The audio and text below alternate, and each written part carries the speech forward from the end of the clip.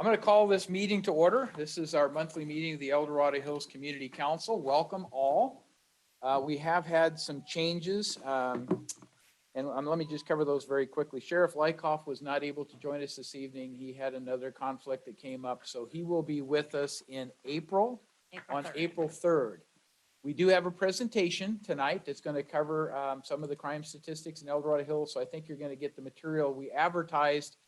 But unfortunately, we weren't able to get the sheriff in attendance, so we'll bring him back and he'll have a special opportunity then to meet you and to address any questions you may have directly at our April meeting. So I guess that's a way of saying you got to come back. But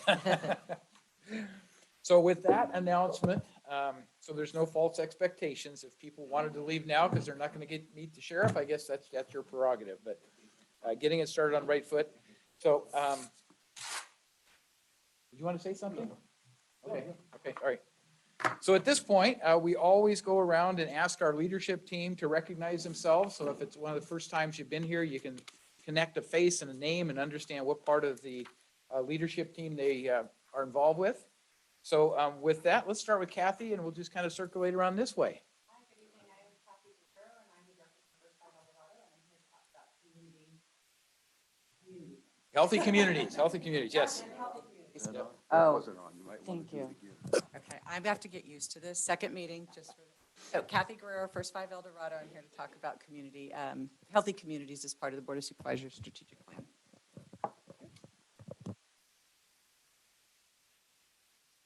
I'm Richard Ross.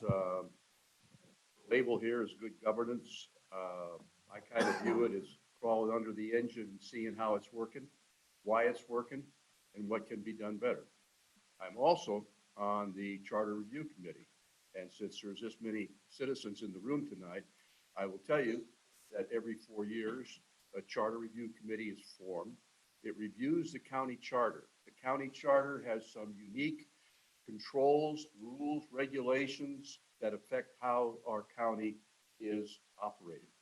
Coincidentally, one of those happens to involve the sheriff's department salaries, which probably most people don't even know how they're calculated. It is a public forum committee. It has monthly meetings, the second Monday of every month. It is on Zoom. It's also in Placerville Live. If you want to discuss things that are affected by the charter, come on, get on Zoom, talk to us. We want to hear what the public thinks. Thank you. Yeah, thank you, Richard. I am Cindy Mund. I'm Supervisor Heidel's assistant, and I do the community information and outreach for the Community Council. I'm John Heidel, District 1 Supervisor. What do I do? I'm John Davey. I'm the chair of the El Dorado Hills Area Planning Advisory Committee. It's a group of resident volunteers that look at proposed development projects, road projects in El Dorado Hills, provides resident feedback to the planning department, the planning process, the planning commission, the board of supervisors, and to the applicants. Good now. Yeah, I'm John Bainey. I'm your District 1 Planning Commissioner, and I'm the infrastructure lead.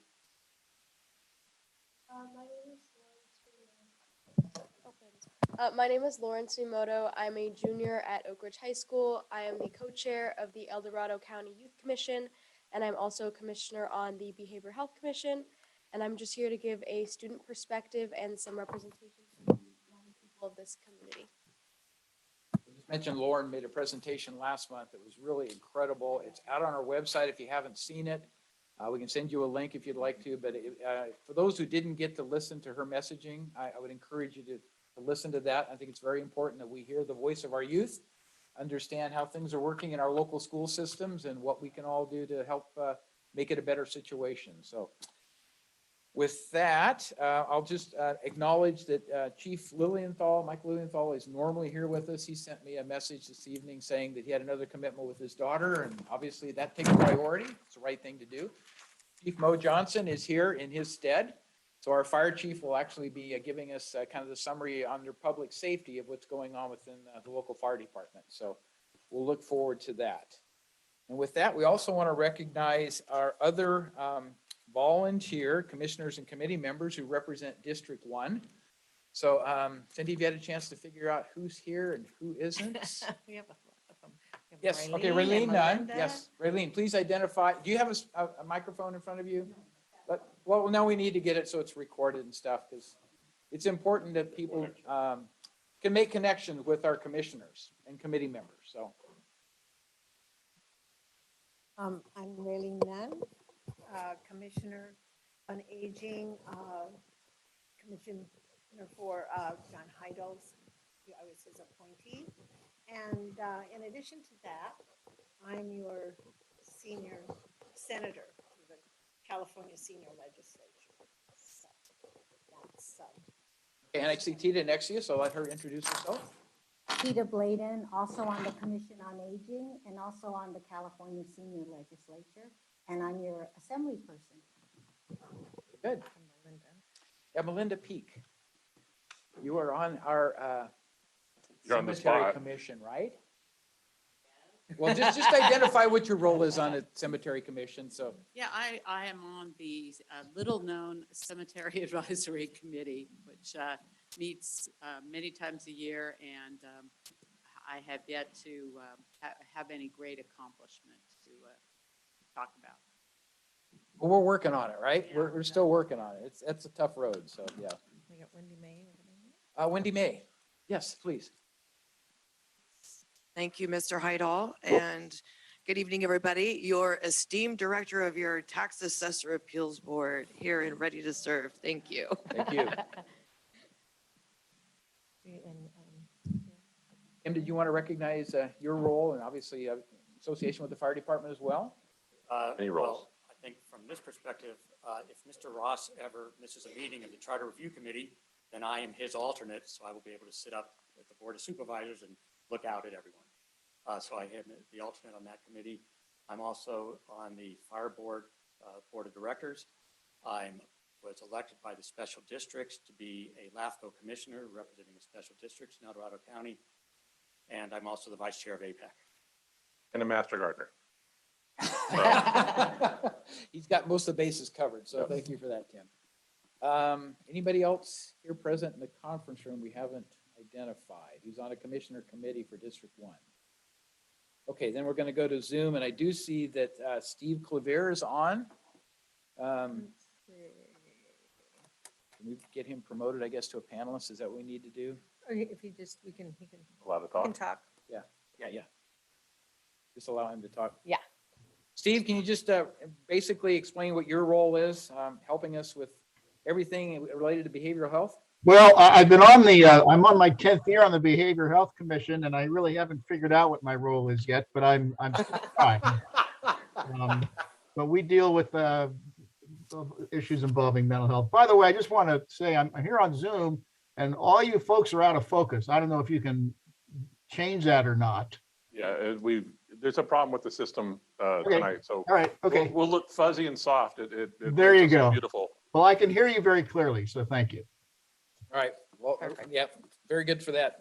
Appreciate the feedback too, so we'll have to do some additional work on the technical equipment, but it's really the fire department's system, and I presume that's where it resides. It's not Yeah, we were Zoom checking. Chief connectivity. was climbing up at the bathroom working on the camera, but we're stuck Oh. with this tonight, so.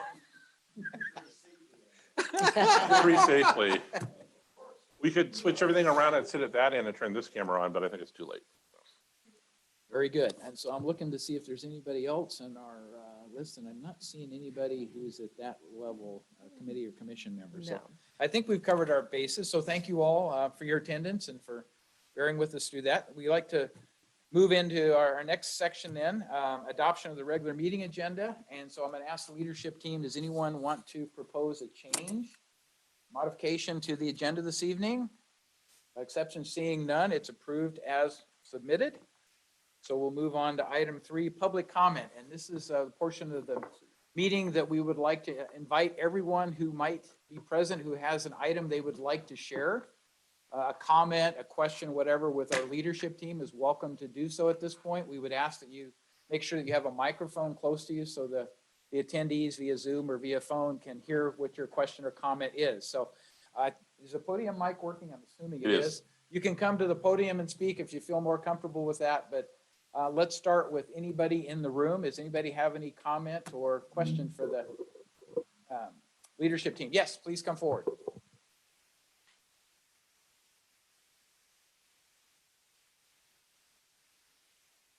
Curry, El Dorado Hills. I had hoped that the chief might, the sheriff might be here Yes. this evening. I have been trying to clarify as I read the Mountain Democrat, the crime log for El Dorado Hills, and in corresponding with Richard Esposito at the Mountain Democrat, and asking if the statistics published were true and full and correct, etc.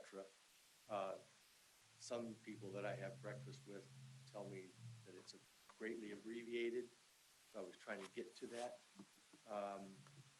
The Mountain Democrat responded that the sheriff's office has changed their crime log reporting, and the information is very limited. I'm reading from the response. So I had hoped that I could have asked the sheriff anyway, but that's my comment. Appreciate that. And you certainly come back in April, and maybe the two detectives that we have with us this evening will be able to answer that. So appreciate it. Thanks. Anyone else? Yeah, Tim. John, I noticed a couple of weeks ago, I voted 3-2, the Board of Supervisors, and you were one of the two, directed staff to look at the Human Rights Commission. And as I read the report in the minutes, it indicated that they are looking to dissolve the Human Rights Commission in El Dorado County. I'm wondering if you could give us some of the background and the thought process to reach that determination of what's going on there, because this seems a little unusual that you would dissolve this type of commission. I'll give you a little bit of history of the Human Rights Commission. It was formed, my understanding was like 10 years ago, served a certain period of time, was disbanded by the then Board of Supervisors. Supervisor Sue Novosel really was the champion in getting it brought back, and she had good reasons for it. And it went through a transition because the way their bylaws are written, there's two supervisors who serve on the Human Rights Commission. So it started out, I believe it was Supervisor Novosel and Supervisor Frenson at the time. And that didn't seem to be working out real well in terms of getting the group norming. If you know what the team formation process is, there was a lot of concerns with political activism and those kinds of things. So the board made a switch, and so Lori Parlin, Supervisor Parlin, also joined Sue Novosel for a period of time overseeing the Human Rights Commission. She got to the point that she felt she couldn't provide assistance in the necessary areas, so I was appointed. I volunteered and was appointed to serve with Sue. And so there's been a lot of changes that have happened with the Human Rights Commission to try to focus it primarily on informing and educating people of what's going on with respect to just relationships throughout our community. One of the difficult things in the past was there was a desire to be more of an activist group and to try to make sure that law enforcement, or DA, et cetera, were doing the things that were necessary to support human rights legislation. And we really had to sit down and say, that's not the responsibility of this commission. That's law enforcement's responsibility. We can't have, things at odds with one another between the agencies that provide our public safety and all the things that they have to do. And a lot of that ends up being relatively confidential information. So we refocused it, inform and educate. Last year, they had a very successful single event, which was a forum where they invited in guest speakers. It was about homelessness in El Dorado County. And guest speakers, 4, I think, homeless people, if I remember right, plus a panel of people spoke. So there was a lot of good informing and educating people about the homeless situation and human rights from the perspective of we need to find a way to take care of those less fortunate us in a better situation than what we had. That was kind of the thrust of it. So this year they were talking about going with a speaker series, and we talked about breaking it up and having one speaker come every quarter as opposed to a panel and that sort of thing. And it kind of got organized, and I think there was a concern expressed by some of the supervisors that they didn't feel that was wasn't meeting the objective of why the Human Rights Commission was formed. So on a 3-2 vote, the decision was to ban the Human Rights Commission and to bring back information. So we started looking at, is there an alternative? One of the things that was suggested is it could be better orchestrated under a nonprofit, an organization that's already kind of working in that area. There's an organization called Building Bridges in El Dorado County that I attended one of their early seminars, and they met with public officials and had big roundtable discussions and got focused on specific activities within groups. And now those groups are getting back together to report out what's going on. So we have reached out to them to find out if that's a logical fit for what the Human Rights Commission would like to continue to do, but under a different title, right? It would be under Building Bridges, Bridging divides. bridging divides. So that is where we stand now. It's supposed to come back to the board for final determination. Do we direct that activity there? Do we finally basically just close down the Human Rights Commission and explain why? So that's still under discussion, but that's kind of the quick scenario.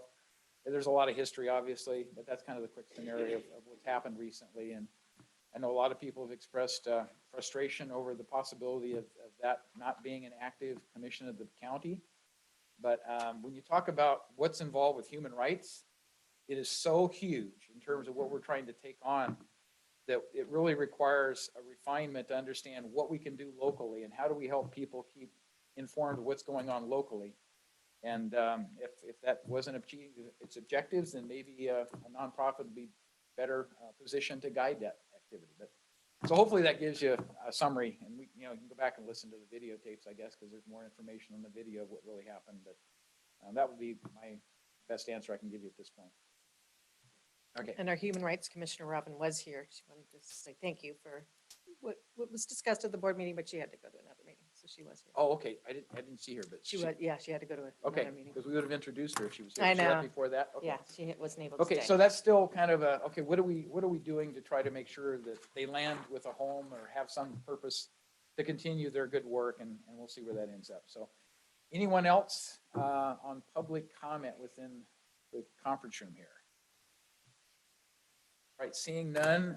Do we have anyone on Zoom? I'm not seeing I hand didn't see raised. hands up, no. Okay, so we're going to close the public comment portion of the meeting. Thank you for that. And we'll move on to item 4, which is introducing our guest speakers. And we have with us this evening Detective Aaron Lopez and Detective Lindell Starr, I believe it is, to share with us some of the crime statistics within El Dorado Hills. And I want to thank them if they were involved with the presentation that was given to the El Dorado County Chamber, because that's where I saw, first of all, crime statistics that were more focused on the business park and what was going on there, I believe. And so I requested information on what's going on in El Dorado Hills specifically on a broader sense, and could we get some insight on that? And I will mention in the past, we've had typically a detective that's been involved with our meetings, Detective Grola, I think is his name. Is currently involved, but Troy Moyton was involved at one point in time. A lot of staff with the Sheriff's Department. So welcome, gentlemen, and hopefully we can get a better insight of what's been going on in El Dorado Hills and where you see things maybe changing. And if there's adjustments in the Sheriff's Department, please let us know those. I know now there's a substation in Cameron Park. And we've had a substation in El Dorado Hills, and I think that is a help in terms of deterrent of crime. But people will read it differently. Sometimes people drive in and they see something like that and it's ignored, and sometimes it means something to them because their local law enforcement is present within the community here. So with that, I'll turn it over to you for your introductions. Please give us a little bit more about your background, how long you've been with the Sheriff's Office, some of that type of information, and move right into the presentation. Yeah, please. Scar. I primarily work the El Dorado Hills property crime. Prior to this, I was an SRO over at Oak Ridge High School for 3 years, and then I've rotated into detectives, and I've been in law enforcement for about 5.5, almost 6 years now. And I was born and raised in the area, so. Thank you for your service in that capacity, and being a local, that's important too, because you kind of know the community growing up here. So very good. My name is Aaron Lopez. I am a detective with the Sheriff's Office in the Property Crimes Division. I usually, for the majority part, I work in the Placerville area, but crime trends and how busy we've been getting, we've been focusing a lot of our shift here to El Dorado Hills as we've seen a large uptick in certain crime trends. I've been with the Sheriff's Office a little over 11 years. I am not from this county. I'm from Monterey County. I'm from a town called Salinas. So my wife and I, we ended up ultimately, we live in the Sacramento County, but Been here for 11 years, and it's been an absolute pleasure working and serving for you folks. It's been awesome. So today we're here to talk about, we do have a presentation that the sheriff was going to presenting, so I wanted to go with that presentation, and then we'll go into questions you may have and things that we're going to be talking about and focusing on regarding what's going on here in this county, specifically here in El Dorado Hills. So this is our sheriff's mission with Sheriff Lykoff: total enforcement, total care, and total professionalism. I'm sure I can go on for 30 minutes and all that stuff, but one of the things that we want to literally tell you folks is when we talk about total enforcement is we hold people accountable in this county, that people who come over here and victimize our community, we hold them accountable. Our sheriff and our previous sheriff has been very outspoken about that, and in the event, if you folks haven't met Sheriff Lykoff, he will definitely tell you the same thing that I'm letting you folks know right now. Total care, this is about our community and how much we care about you folks. We care about you very, very, very, very much.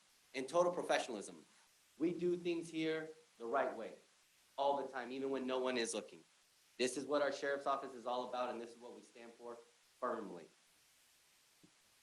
As you can see, our administration, we got the big boss, Sheriff Lykoff, and then we have our under sheriff, Brian Gomez. And we have Captain Falkenstein, who is in charge of our support services, and Captain Foxworthy, which is in charge of operations, which include our detective units as well as the patrol unit. Captain Tasha Thompson is the custody division, which is our both jails, which in Placerville as well as in South Lake Tahoe. And Ms. Ferguson is our agency CFO. She manages all the monetary, all the money that's coming, well, I should say going out or coming in and so forth. So our custody division, our care and custody, we can have about just shy of 500 inmates at one time. The courses that we do provide at the jail, as you can see, we have GED, high school and college courses. We do have self-help programs in parenting and anger management. Some of these courses, like anger management, will be court-ordered by a court, and these classes can be provided at the jail. Addiction recovery groups. We have those as well as church groups. We have pastors that come in, chaplains that come in and speak with individuals who are currently incarcerated at our jail. And then the work program and weekend and sentencing program, which is people who have been arrested and they do have the opportunity to do a work program that is involved during the weekends. I believe it's on Saturdays where they are able to do that. So our fiscal division, this kind of speaks for itself.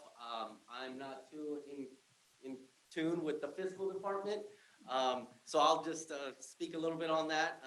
Obviously, we work with Cal OES and FEMA to bring disaster recovery. As you can see with our county and fires and so forth, we work very, very, very closely with them. Obviously, you see right there, we're continuing our implementation of body-worn cameras for our patrol and custody division. We are literally working on that as we speak. We got a just shy of $450,000 grant from a funding, which is huge, $10 million under budget. I don't really know much about that, but as far as our vacancy, you see 10% of vacancy as rate has led to $3.2 million in fund balance in salaries and in benefits. And the bottom portion where it's public safety sales tax, which is $5 million over expected. In April, when Sheriff Lykoff comes, please ask him those questions if you have those questions, because I just don't have those answers. Our support services, personnel, our dispatch, records, property, our coroner's division, our radio division, our IT department, and our training. There are so many, many moving parts to here to the sheriff's office where we work with so many different agencies to include the fire department, probation, parole, so many, many moving parts going on. Very, very well trained in all of these divisions. Our operations were patrol. We do have our homeless outreach team, which consists of 2 deputies and a sergeant. Our investigations units, currently in our investigations units, we have 17 detectives in our investigations, which general crimes. Our narcotics investigation teams has 5 and a supervisor, so 5 and a sergeant. We do have an interdiction team, which consists of 1 sergeant and 4 deputies. And I believe 3 of those deputies all have puppies that come with them, and they smell a lot of, they search every single vehicle that they think of that has narcotics. If you've seen these individuals, they're the ones on Highway 50 in those white SUVs, and they're looking for anything. I'll just tell you a quick little story. I've worked with these individuals before. We did an op about a year ago, and we were able to locate hundreds and hundreds of pounds of methamphetamine that came from Mexico coming into El Dorado County. It was a great, great, great, great bust. Our offensive emergency services, that is a year-round thing where we have them downstairs in their big building with TVs and maps and everything, and they have a lot of volunteers who come and help, especially with the Cal Fire and the fires that have been going on, or just recently with the floods that we just had not too long ago. So you can see them down there. And then school resource officers, I'll let Detective Scar talk about that. So our school resource officer program is consistent currently of 6 deputies and then 1 sergeant that supervises them. 2 of the positions are funded by the El Dorado Union High School District. 4 of them are done through DOJ tobacco funding, and then 1 is a marijuana funding from Prop 64. We currently, our primary points are at Oak Ridge High School, Ponderosa High School, Union Mine High School, Charter, and Independence, as well as we have a middle school resource officer that kind of helps out with all the middle schools. And then last one that we kind of skipped was our PERT team, which is our psychiatric emergency response team, and that's consistent of 1 deputy who is assigned with a clinician from behavioral health, and they work patrol and respond to mental illness calls, and it's a great avenue for our deputies to be able to relay a 5150 call to the PERT team, and then they can get the care that they need quicker, and the clinicians on site with us that can start doing the clinician duties on scene rather than 3 hours later at the hospital.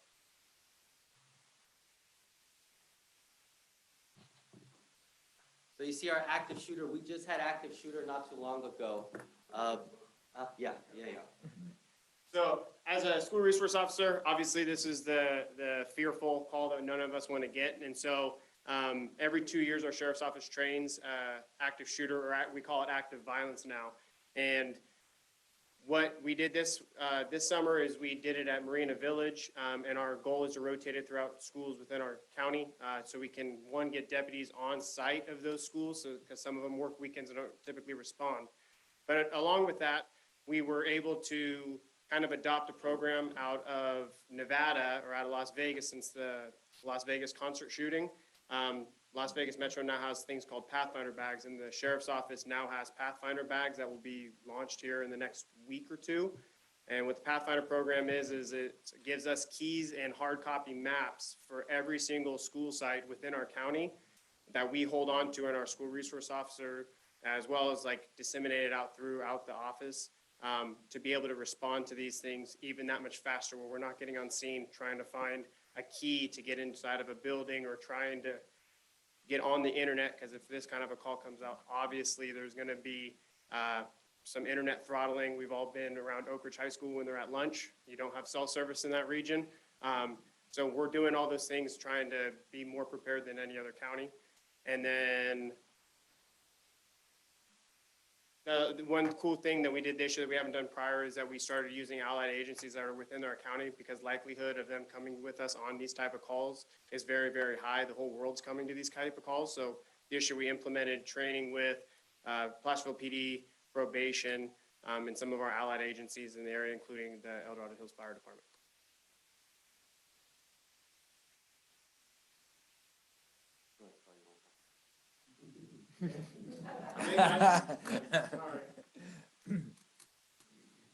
So these are our El Dorado Hills reports. These are specific to El Dorado Hills and our trends throughout the years. Obviously, they're all color coordinated, and it shows that we're on the decline, which is good. But it also, those information reports range from anything. It's kind of just to document, just in case it's a little hanky. Maybe not. It's not a crime. Maybe it's a civil issue, and we want to document it. So that's the ones in yellow. In terms of current trends that we're seeing currently, is mail theft is coming in, and it's skyrocketing right now. This is typically our season for mail theft, between January and April, when everyone's getting their tax returns. We kind of just got out of package theft because of the holidays. So those are some things to look out for. Does anyone want to keep looking at this? I don't want to, everyone good?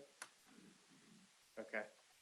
So this is call volume by zone. Obviously the sheriff's office, we utilize zones in terms of, sorry, my screen's all cut off. In terms of identifying the county. So when we talk amongst ourselves, we don't have to say El Dorado Hills, we can just say zone 2, zone 21, stuff like that. So El Dorado Hills, 20% of our total call volume comes from here.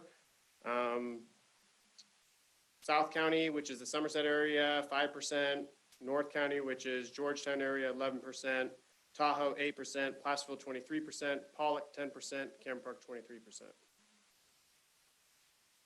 Yes. Yes. I believe that's the next slide, sir. Response times, I'm sorry, it's the next slide after this, I apologize. Response times, there's our average response time. As you can see, the Cameron Park, El Dorado Hills area is lower than South County, North County, and that's specifically related to drive time, the distance it takes to get some of those places that are still in our county, but yet an hour away from downtown Placerville and stuff like that.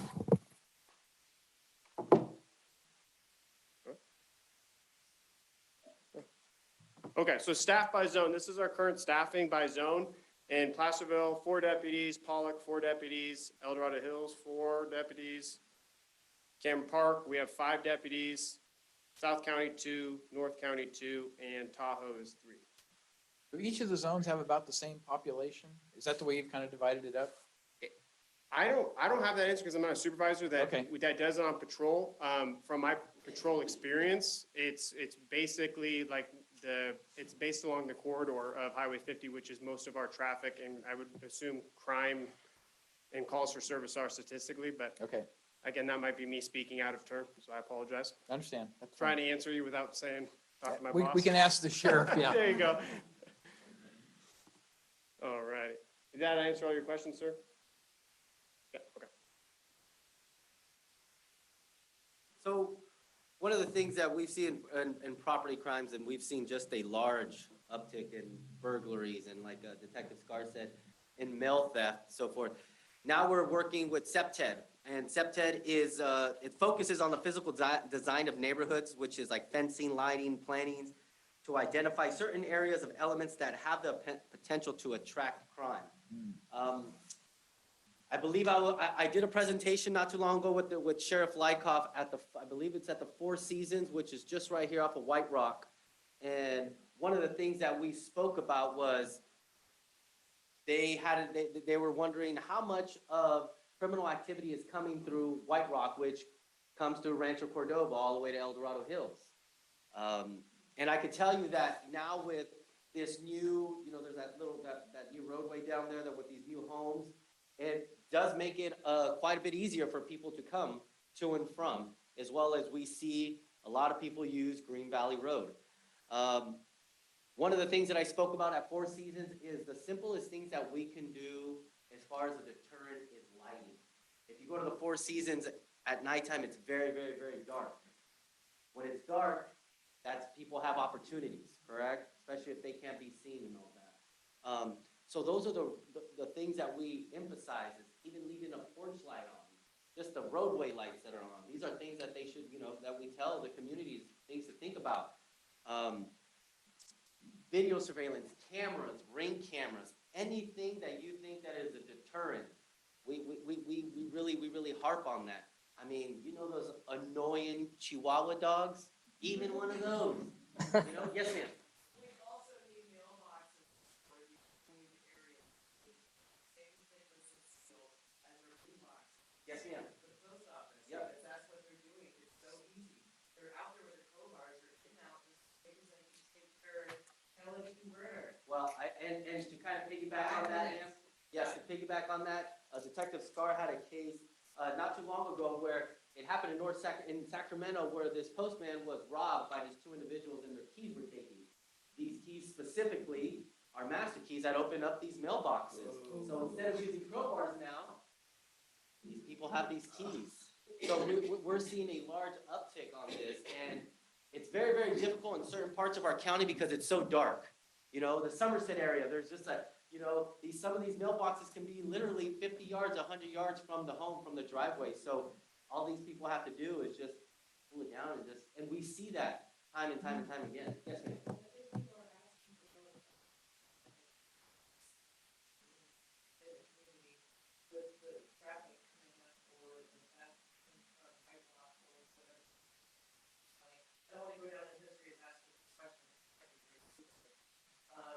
But I have heard of so much of our theft in El Dorado County in the last 2 years specifically have been from people because they're arrested and they get their driver's license. They are coming from Sacramento. Ma'am, I will tell you that. A percentage. It doesn't matter. Perpetrators are perpetrators. Correct. And I will tell you that I did this presentation at the El Dorado Hills Chamber of Commerce not too long ago, and I kind of used I said the majority of burglaries that happen here in El Dorado Hills that link back to Sacramento, I used 80%, and then somebody's like, nah, Aaron, probably more like 95%. Wow. So we are always, myself and Scar, we are always in North Sacramento, Del Paso Heights, Orangeville, Citrus Heights, and because this is where our cases are leading us to. They're leading us to those areas over there. Right now, we are working alongside Target, because Target has been getting hit a lot. Apple products are huge. We had one case that well, all the Target cases have led us all to Sacramento, even the current ones that we are working on right now. So yes, but yes, ma'am, that's a lot. That is a lot. Yes, sir. Can you talk a little bit about what you do from a policy standpoint for these people who are coming from out of the county and committing crimes here, where you actually throw them in jail, you know, and you don't let them out on the street the same day? Some of those policies that we have in our county where the sheriff works with the DA when it comes to, you know, no bail situations. So can you talk a little bit about those? Because I've heard that those can be deterrents for people wanting to come up here and commit those crimes. Yeah, go ahead, Scar, if you want to go right ahead. So regarding the specific question of the feeling of they're just getting let out, that's going to be California law. That's not going to be something specific to the county. But I can tell you is that we have spoken with criminals that we have arrested, and they didn't realize they were in our county, or else they told us they would have never committed the crime, because we chase everything. We chase things down to $25 stolen out of a vehicle, right? In the grand scheme of things, a pretty low-level crime, and we're tracking them down to Sacramento. Red Hawk had a scooter stolen worth $1,000, and I tracked him all the way down to Auburn for the arrest, right? So we're talking small dollar items, and we're going after them. Where unlike Sacramento County or these other counties in our neighboring allies or agencies, is their call volume is so impactful on them that they're not handling those, and it's kind of just unfortunately gets swept under the rug sometimes. So the go ahead. state, your hands are tied, which we can identify with some of the things. With bail amounts of this crime, and Right. you can bail out this amount is absolutely state bound. That's not county specific. Right, and there's, I just wonder, are there other things that you guys can do, you know, at a local level to make it more of a deterrent for these folks? And I would defer to the sheriff, and those conversations are a lot higher than me. But I will tell you that we do speak with our DAs often. We pitch cases to them because we want to see, you know, what more do we need to do to literally get these people and hold them accountable. I will not speak for Sacramento County. I don't work for Sacramento County. But I know their DAs, they do things different over there. I could tell you, because I've spoken with them firsthand, people who come over here and victimize our community, when they get caught, they always say the O and the 4-letter after that, because they're like, oh, it's El Dorado County. You know, so they know that we're very tough on crime over here. We will find you. We will find you.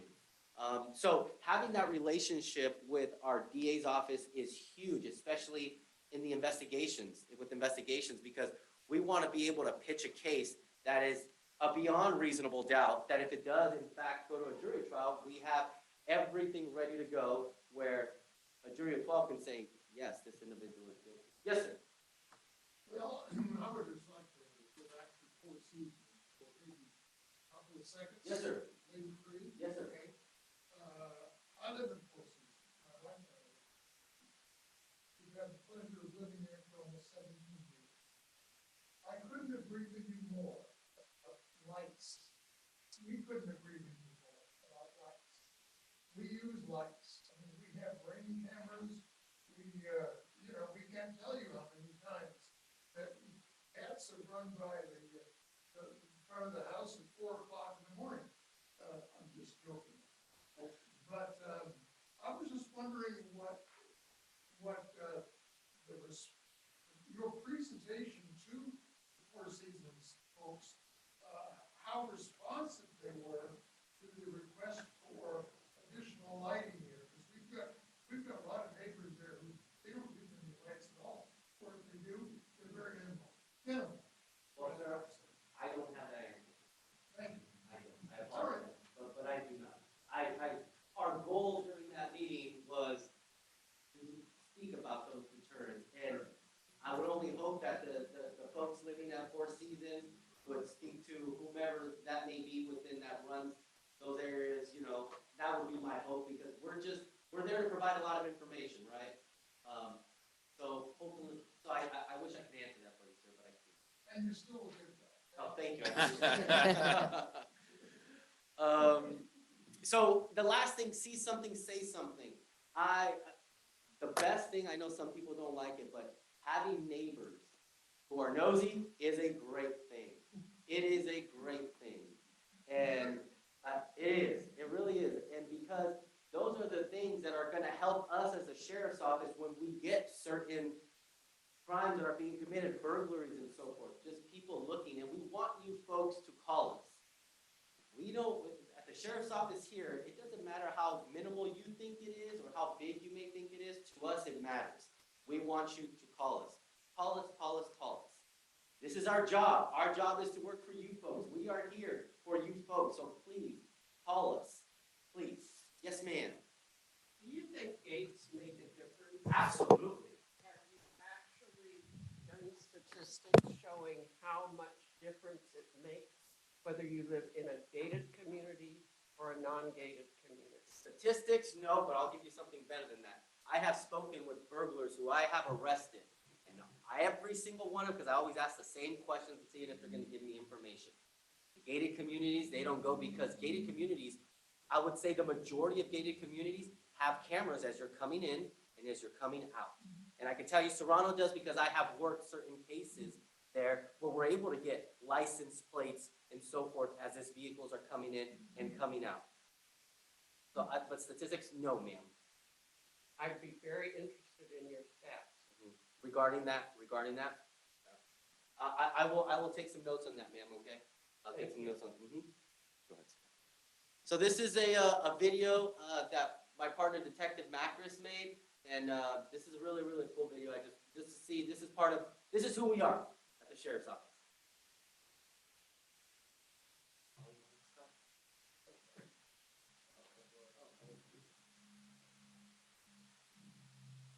I don't know if you have to turn your audio on. We might get some feedback, but we'll find out shortly. Okay.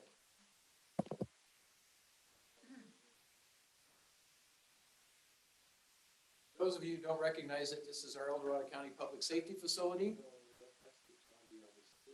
Well, it hasn't had the formal name put on it, yes, but you're correct. The board on a 3-2 vote decided to name it after Sheriff D'Agostini for all the work he put in for the county and made that happen, so. Great facility. If you haven't visited, you ought to just go up and visit that facility. Really nice.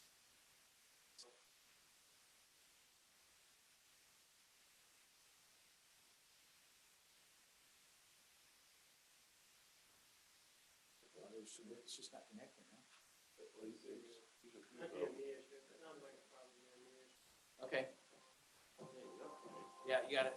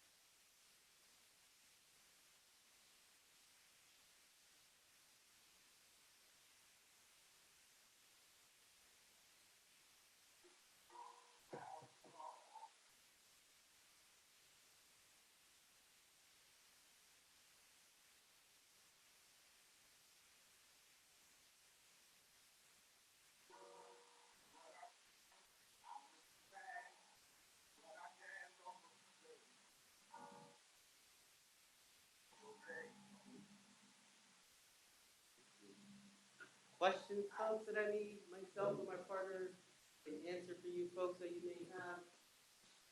Yes, sir. In regard to your corrections program. As far as Helping the community pick up garbage on the side of the road, in the college vans on the freeway. we do have inmates that go out with the county, with county workers, and they go do like we always say they go like Pioneer Park and so forth, pick up garbage. Yes, those are the trustees. Yes, we do have that, yes. I was absent for several years during COVID, obviously, and it's just been recently Yeah. reinstated, but you'll see people out doing it now. Yeah. Yes, sir. With respect to your bar chart that you showed on the slide presentation, and that came after this comment about 20% of the call volume comes from El Dorado Hills. Then you had, I think, 4 deputies in, am I reading that right? Why don't you, does that mean that at any given time, there are 3 deputies in Tahoe, 4 in El Dorado Hills, 5 in Cameron Park, et cetera? Well, we will, in our Zone 2 units, and when we say Zone 2, we mean Cameron Park, El Dorado Hills, and Red Hawk is also we consider a Zone 2 unit. And at one given time, I will say that we could have between, in Zone 2 alone, I would say 4 to 7 deputies at one given time, just in the Zone 2 units, covering those 3 areas, Red Hawk, Cameron Park, and El Dorado Hills. El Dorado Hills is Zone 2. Correct, specifically 21. That's what we. Okay, specifically. 21. So if we wanted to get a notion, not exact number, of how many deputies are in 21, would we add 4 plus 5? Is there another number to add to that, just to come up with an approximate number of deputies? Just in El Dorado Hills, sir? Well, no, because you said that you combined Shingle We do. Springs with Cameron Park and El Dorado Hills to call it Zone 21. And I'm trying to get an idea as to how, what I really am trying to do is think back to when Sheriff John was in here about 8 or 9 years ago seeking support for the Public Safety Center. And he said there were 4 deputies for the county, and then a response to El Dorado Hills could take up to 45 minutes. So help me understand where we are today in 2023 with respect to a response to a call. If 20% of the calls come from El Dorado Hills, I'm thinking 20% of the bodies out there in public safety should be designated for El Dorado Hills. So I think the best answer for you would probably be back to the response time in terms of how fast we get here. You guys believe are tied to the second in terms of how fast we respond to a call. The call place to 911 when we show up. I think would answer that question of, yes, you guys are putting a lot of staffing in 21. I worked 21 for 2.5 years before I was SRO in El Dorado. So I've worked down here my entire career. And at any one time, I would say, yes, there's 3 to 4 deputies, sometimes even 5, depending on where the canine is currently that night in El Dorado. And that's obviously throughout the entire day too, of whatever shifts on. What would you consider the response time today, 2023? I didn't make this, someone else did, but it says, this is basically, I would assume that this is taken off of our dispatch center, our RIN system, which is our CAD system. And that it tracks how long it takes for us to get from call to call. So somewhere between 10 and 15 minutes for El Dorado. So Yeah. when you say El Dorado Hills, That's here. that's within area 21. Yep. That's significantly better than 9 years ago. And folks, and let me just share this with you, because this is very, very important. There are response times that take much longer because we have a priority that we go to, correct? And I'll tell you, the highest priorities, we are gonna get there, we're gonna get there fast. Okay? There are some that are just not as a high priority. That's just the nature, that's just what it is. But when we talk about people crimes and things and crimes in progress, you best believe that whatever deputy call is on, whatever he or she is on, and it's something significant, we will do whatever we can to leave that call and go. We've done that. I've been here 11 years. I've done that even when I was working patrol. We do that as detectives. If we get something that is so egregious, as detectives, we have all our gear ready to go at any moment. We have our radios on in our car, even though we drive unmarked vehicles, we are ready to go. Yes, sir. So just to be clear on the staffing, you were saying 4 deputies in El Dorado Hills on a 24-hour basis? Is that? Yeah. What I saw? So basically, maybe day shift does not require as much coverage as swing shift or midnight, perhaps. But there's like 1 deputy here for all of El Dorado Hills, perhaps in the daytime, with a backup coming from Cameron Park or somewhere up the hill. Is that correct? Yes, so I would say typically we staff 2 cars for El Dorado Hills, 2 cars for Cameron Park, and then all 4 of them work all of zone 2 together. So depending on calls, if there's nothing going on in El Dorado Hills, and let's say Cameron Park has multiple calls that are high priority, then they would naturally filter out there to assist. But then they're stationed in El Dorado Hills, not to mention all of our other teams out there with this HOT and PERT and SROs. Like SRO deputy can handle every single call out of Oak Ridge, as well as our middle school who bebops between Marina Village, Rolling Hills, John Adams Academy, and up to Camerado and stuff like that. So these are all cop units that can do cop work, as well as the canine who's floating around everywhere. So I would say at any given time, yes, about 4 deputies are here, whether it's 8 o'clock, 9 o'clock in the morning, or it's 10 o'clock at night. So if you have a robbery at, say, a drugstore, will you call off an SRO? No. Okay, so they'll stay in place and you'll bring it. Oh, no, yes, we'll call, I'm sorry, you said call off. No, we're gonna have everyone come there until we're all safe. Okay, so it's all hands on deck. Absolutely. We do work with CHP. Yes, we have an MOU with CHP and things that we do with, yes, sir. Thank you. Yes, sir. I'm curious about your protocol for dealing with calls from schools. Do you have a unit for that, or is there a special procedure, a protocol? Yeah, so that would be, the school resource officer's whole role is to handle the school calls. So it doesn't matter. So like, for example, use my example. I worked at Oak Ridge High School, but you would constantly find my car probably in Marina Village, John Adams, Williams. We handle school calls because it's a specialty training because juvenile law gets a little bit convoluted. And we have specialty training as school resource officers in juvenile law. So it's more comfortable for us to handle and it takes pressure off of patrol. So they can stay in their areas. Go ahead. Yes, sir. Thank you, guys. You guys do a good job. Thank you, appreciate it. Anecdotally, I hear that there's more activity in town centers, specifically parking. Is that rumor or is that fact? No, that's actually a fact. Actually, we've been working so well with Target, their huge loss prevention team, all the way to the top. And I'll give just a brief example. We have this huge email list within our detectives, and we are working a case right now where we call them this cosmetic team that has just been stealing thousands and thousands and thousands of dollars from Target. So what we have worked with Target is they have cameras set up everywhere, and they shot us an email while Scar was in a training, and I was finishing up with a search warrant, and it says, hey, our Target vehicle is currently in Folsom right now stealing, and they're probably going to head to El Dorado Hills. So when we have all that information, we have photos of them, real time, photos of their cars, real time. So what we did was it's like, well, they're in Folsom right now. Well, contact the Folsom PD, and Folsom PD ultimately ended up arresting them. But we were waiting for them at Target. We were waiting for them here in El Dorado Hills, ready to go. You know what I mean? And so these are things that working with teams and other allied agencies like Detective Scar, we have been doing such a great job of that specifically. But yes, the target here in Town Center has been getting hit. And unfortunately, all the individuals that have been associated with the thefts have all been from Sacramento. Yes, sir. We have, I've also, in my capacity as a planning commissioner, we have a project that's coming in, a revision to an approved project across from the Walmart on Missouri Flat Road.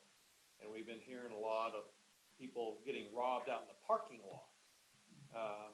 And a lot of stuff going on. And the reason why I bring that up, because before us, the planning commission, they're wanting to change their project and put in a gas station with a mini mart and, you know, the stuff that's associated with tobacco products and those kind of things. And Herbert Green School right next door to that. So we're gonna have to wrestle with those issues. Heck, I may call your undersheriff who I know and see about getting some info from you guys concerning that. Absolutely. But on another topic was mentioned the schools on the active shooter training. Do you guys, I would imagine you guys, you know, take recent incidents like Uvalde and maybe the mistakes that were made there and put them into your training, you know, so it's dynamic, your training is real time and dynamic. I'm glad to hear that. And is there, and again, the state, do you have some flexibility to help? Because I know, you know, a lot of the schools are, you know, what do they coin it? It's a gun-free zone. I mean, are there opportunities where you can get some staff trained to be able to operate a firearm along those lines, or are you restricted by the state to do that stuff? So, this is, again, probably a question for Ryan, but I will tell you that I believe in California that teachers are not allowed to carry firearms. Like that's law in the teachers thing, so I would assume that we haven't crossed that bridge of, can we get them trained up or anything, because it's not legal to do so. But again, if that's something in the plans of legislation, I would assume that other people would know before I would. Yeah, I thought you guys might have some feedback on that. So, Yeah, okay. no. All right, appreciate it, thank you. Yes. Oh, just a quick follow-up to there was a question that was raised about you're having inmates pick up trash or items along the road or whatever. Do you also work with the inmates at Growlersburg in this department? Yeah, and so specifically when we had our last fire up in Volcanoville, they had, I believe there was just shy, because I was there every day that I had to work the fire, I think there was just shy of, and I could be over, I would say about 90 prisoners that were working at Growlersburg where they, well, actually, so you probably know a lot more than I would, you know, regarding all that. But yes, there was quite a bit of state inmates, not county inmates, but state inmates who have been trained in that, correct, sir? I would refer that question to this gentleman right here, as I'm sure he knows a lot So more. CAL FIRE operates several, what they call con crews, for lack of a better term, and they're very well trained. They helped out quite a bit during didn't get in the finger to use the microphone. Thank you. But they were trained up quite a bit, not only in fighting fire and supporting the ground firefighters, but also to help during inclement weather events and things like that. So the floodings that came through, they bounced through several strategic fire stations throughout the county, filling sandbags, making sure we have plenty of sand, helping that way and going to another station. They also helped with downed trees. So they were on our response plan. I'll cover some of that in my report, but they were able to be dispatched to different incidents to help get some of the fire engines back out, going to other calls, and they cleared a lot of those roads. So the con crews through CAL FIRE and CDC have been very, very active. Say, and this is in response to the schools, there's an emerging trend to doing threat assessment planning, and that's new in El Dorado County right now. So for those of you who know, trying to get on the front end so that we're not arming our teachers, but being able to understand when children or students are having a tough time in school, and is that elevating up to a point where we need to be looking at it? So threat assessment is a new conversation here in El Dorado County, and we'll be training and working on that. So I think that's a great opportunity for the county. And I also wanted to thank you for the response time, because I know there's a lot of hot calls that require 2 officers, and sometimes you have to wait for somebody to get there. And so thank you for making the effort to have those 2 officers there and have you both safe before you come into it. So great response time.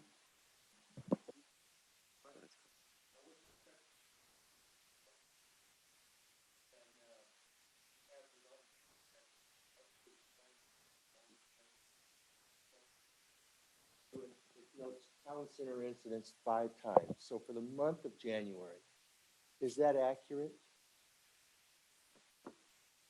Is it just saying there was a call service instance, or what does it say? Oh, it's a reportable incident.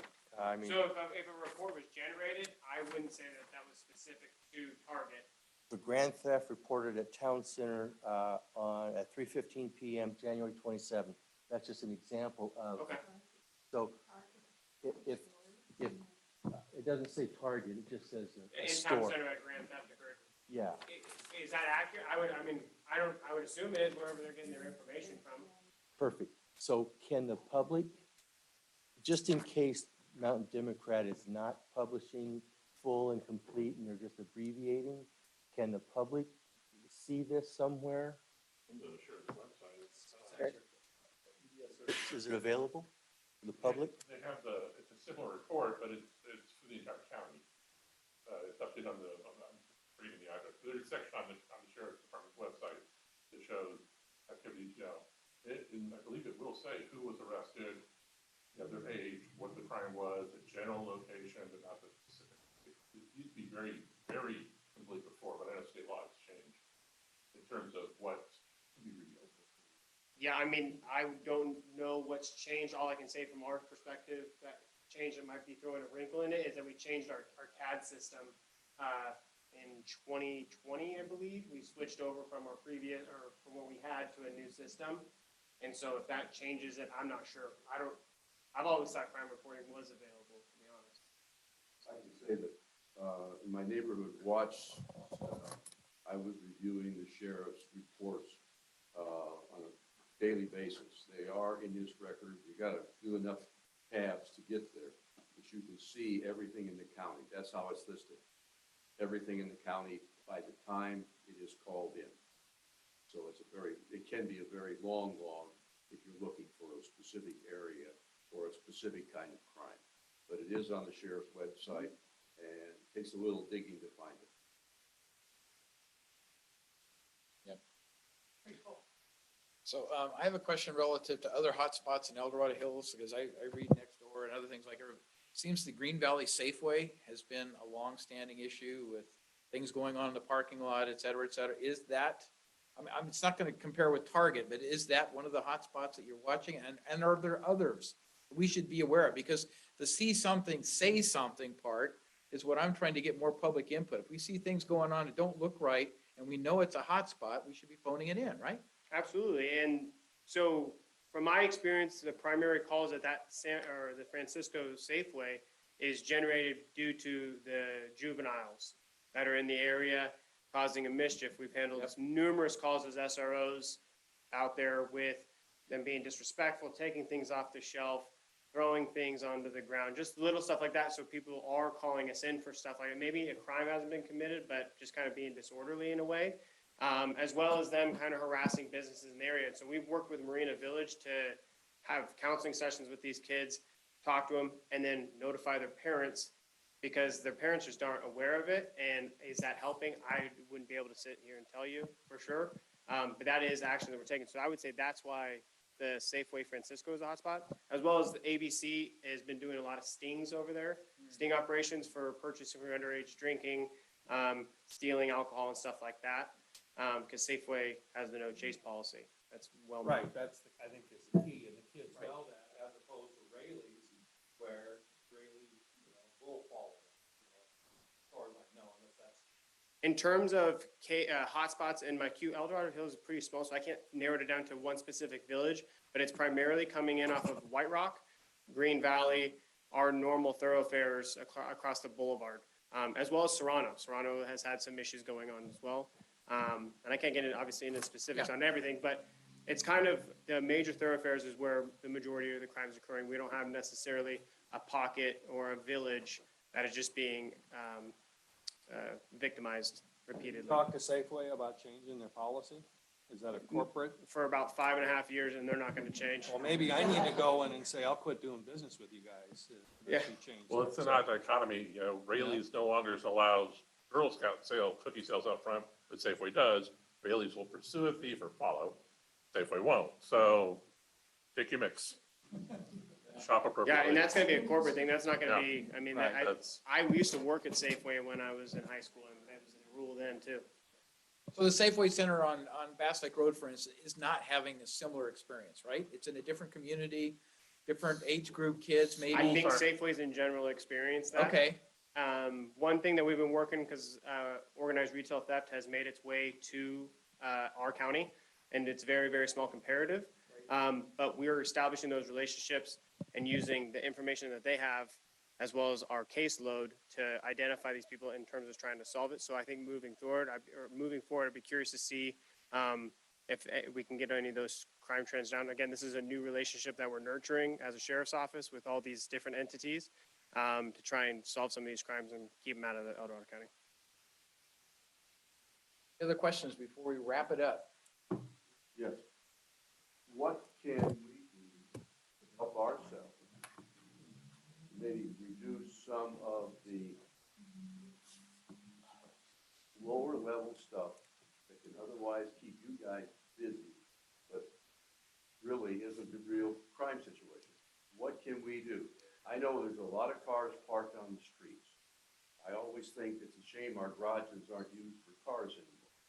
But tell us what you think. So the CPTED is, I'm going to mess up the acronym, but it's preventing crime using your environment of your house is the premise of it. And I attended a class on it. So what it is good lighting.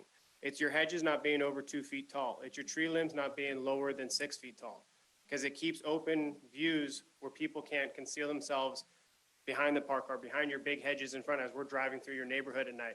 It's those mailboxes of just keep your eye on your mailbox daily, because there's sometimes I go away for a weekend. I'm hoping my neighbors would call it in as soon as something happened to try and get our response there. Our best chance of catching mail thieves, for example, is being there as soon as possible with the entire neighborhood watching, rather than us getting a call at 9 o'clock in the morning when the theft occurred at about 10 o'clock at night.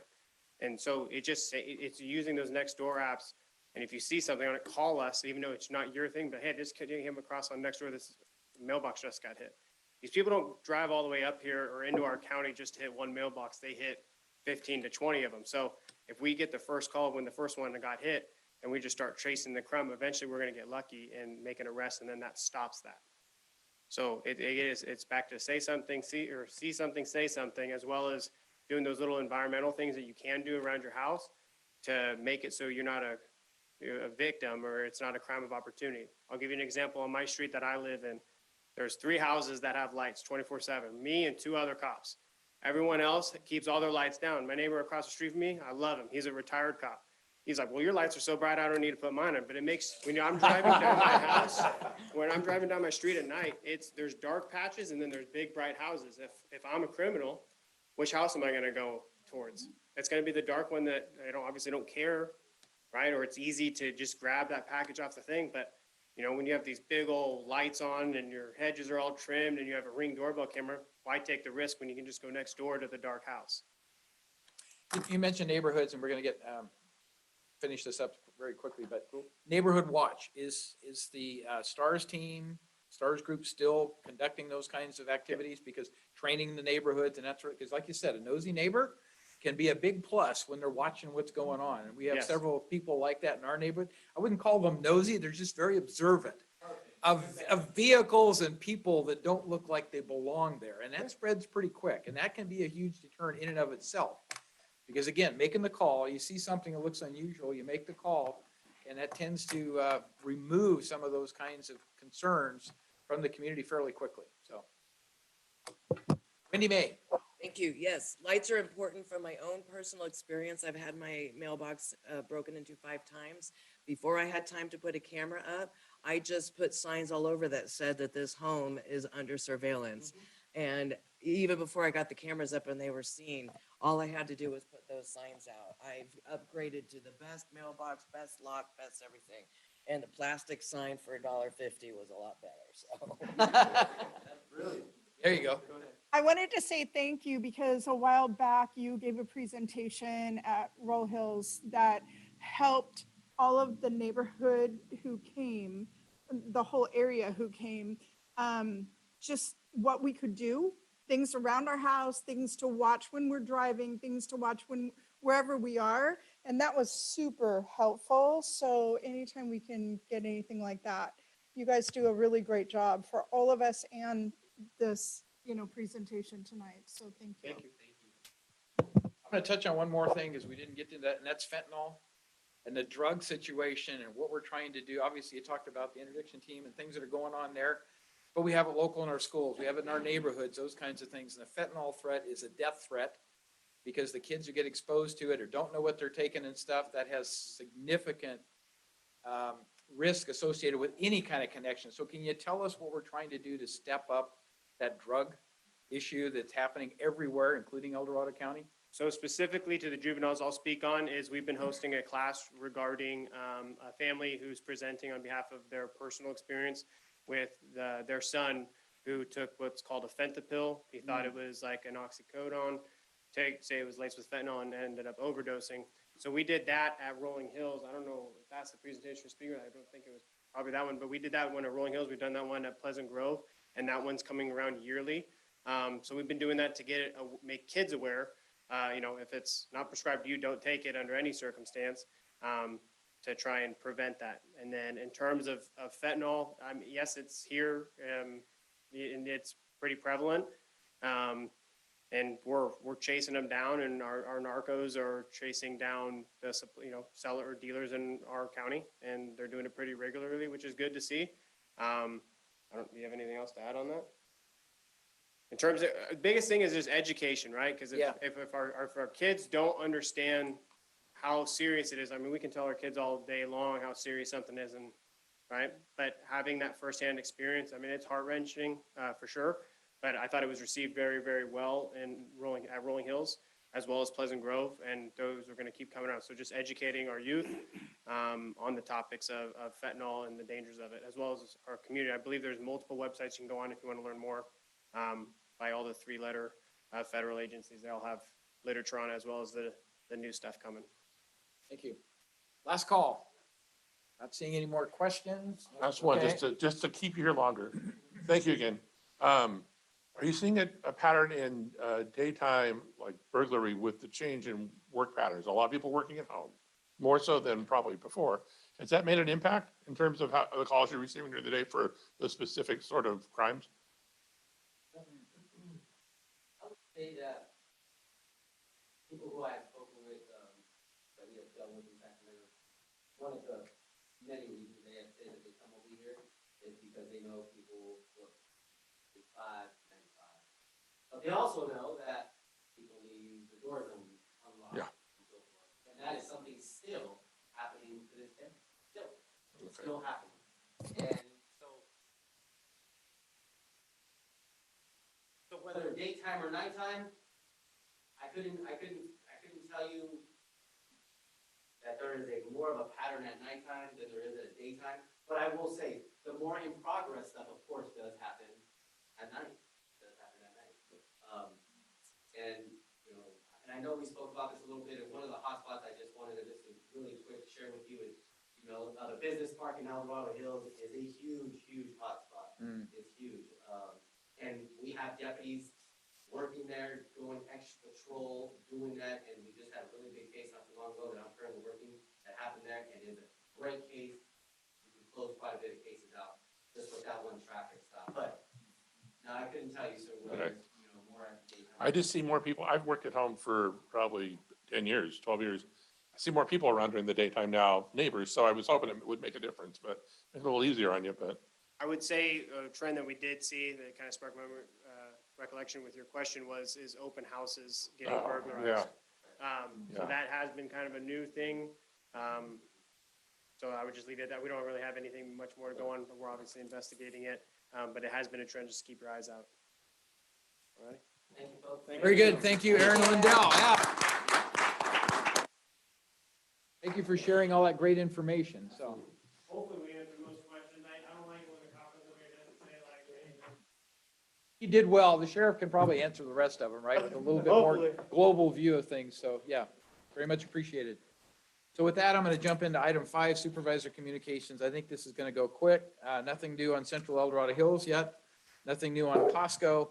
The county did open a homeless shelter and navigation center effective tomorrow. They actually had the ribbon cutting, if you will. There was no ribbon, but the ceremony to announce the fact that it was opening today. And it's going to be by law enforcement and Health and Human Service referrals. So a lot of people were concerned that anybody can just walk up and be admitted to the 60-bed homeless shelter. That's not the case. It has to be by referral. A lot of the emphasis is to try to minimize the homeless population that's up on Broadway. in Placerville because it's very close to where the food source is and other things. So with that known entity, a part of the reason for getting the shelter open and making sure law enforcement as well as this Placerville City Police is also involved, as well as our Sheriff's Department in those referrals. So it's both. Because it really, the biggest issue we have in the whole county is within the city of Placerville, but it's a county level issue. So that's part of the collaboration that's going on there. I did get to take a tour today, got to see the facility. I think they've done a really great job. But Volunteers of America are on contract to staff it and run it in consolidation or in coordination with our Health and Human Services, a lot of the faith-based groups, Housing El Dorado. There's a long list of organizations, most of which belong to our El Dorado Opportunity Knox Continuum of Care. So there's a big, big effort to make sure that this is done right and it's done effectively. And all the funding is coming from state and federal monies. None of it's coming out of the general fund from the county at this point.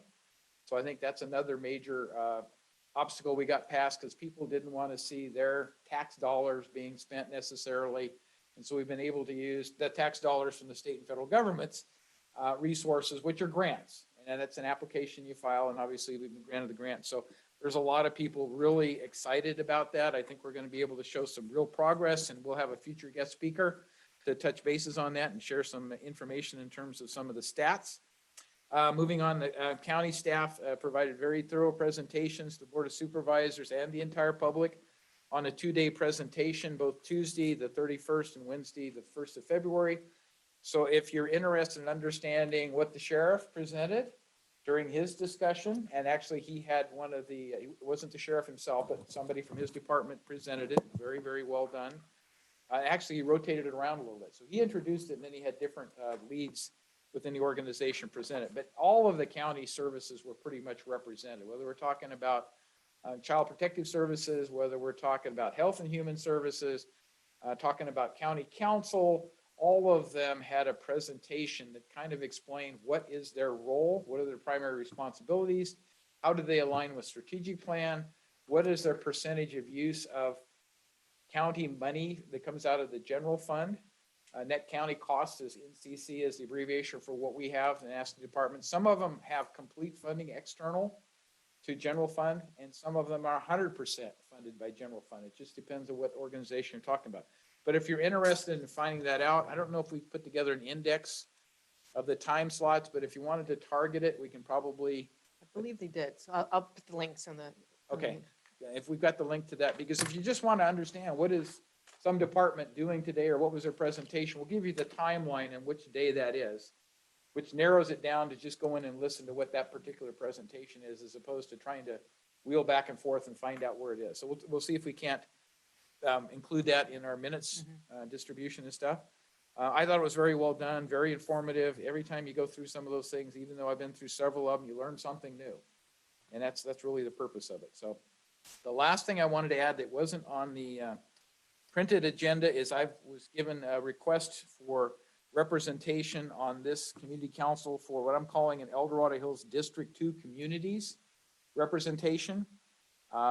And it turns out that this is under District 2, obviously, is George Turnbow's district. I've talked to George. He's open to that. So I wanted to get inputs, not tonight, but inputs from the leadership team if anybody had an objection to that. But the focus would be the residents in El Dorado Hills, 95762, that are in District 2 don't feel that they have proportionate representation. And I can understand that. So that's the consideration, but I clearly want to label it District 2 because I don't want to get into trying to answer questions that aren't in my district. That's going too far. George is supportive of it. And I said, whenever we know they want to make a presentation or something, whether you need to be here or your assistant needs to be here to answer those things. But yeah, the leadership team, just send me an email or text message if you have any concerns with that, or if you think it's a good idea or not. So I'm open to it. I think it gives them representation they don't currently have. Yeah, I've talked to several people in District 2 specifically about APAC, but also about Community Council. And, they've expressed that they'd like to know that when there's a District 2 project at APAC, that, Supervisor Turnbow be notified. And we do send his office an email with the agenda. And, he's been in our meetings, and I've told him he has a standing invitation to be at our meetings or virtually or or in person. So, but yeah, a lot of people, a lot more people in District 2 now in El Dorado Hills. So, I mean, we're hearing more about that. That's where the growing population is in large part. I mean, Yes. there's other areas, but that's a big part of it. So you'll hear more about that. The final one that's on the second page I had to turn to is the new economic development project that was announced recently on the southern end of the El Dorado's Business Park, which is District 2. It was announced. There's a SAC Business Journal article, and we'll include in the link, I presume, the SAC Business Journal Yeah. article. It's a subscriber only. article. Okay. So it's not, So the thing we can provide is their website. We were given information on the website that talks about the project, so we can provide the website and we'll link it that way, and then we'll stay out of trouble. It sounds like, although I've seen that article go around a lot of Yeah. places, but I understand. I get a lot of phone calls, so, yeah.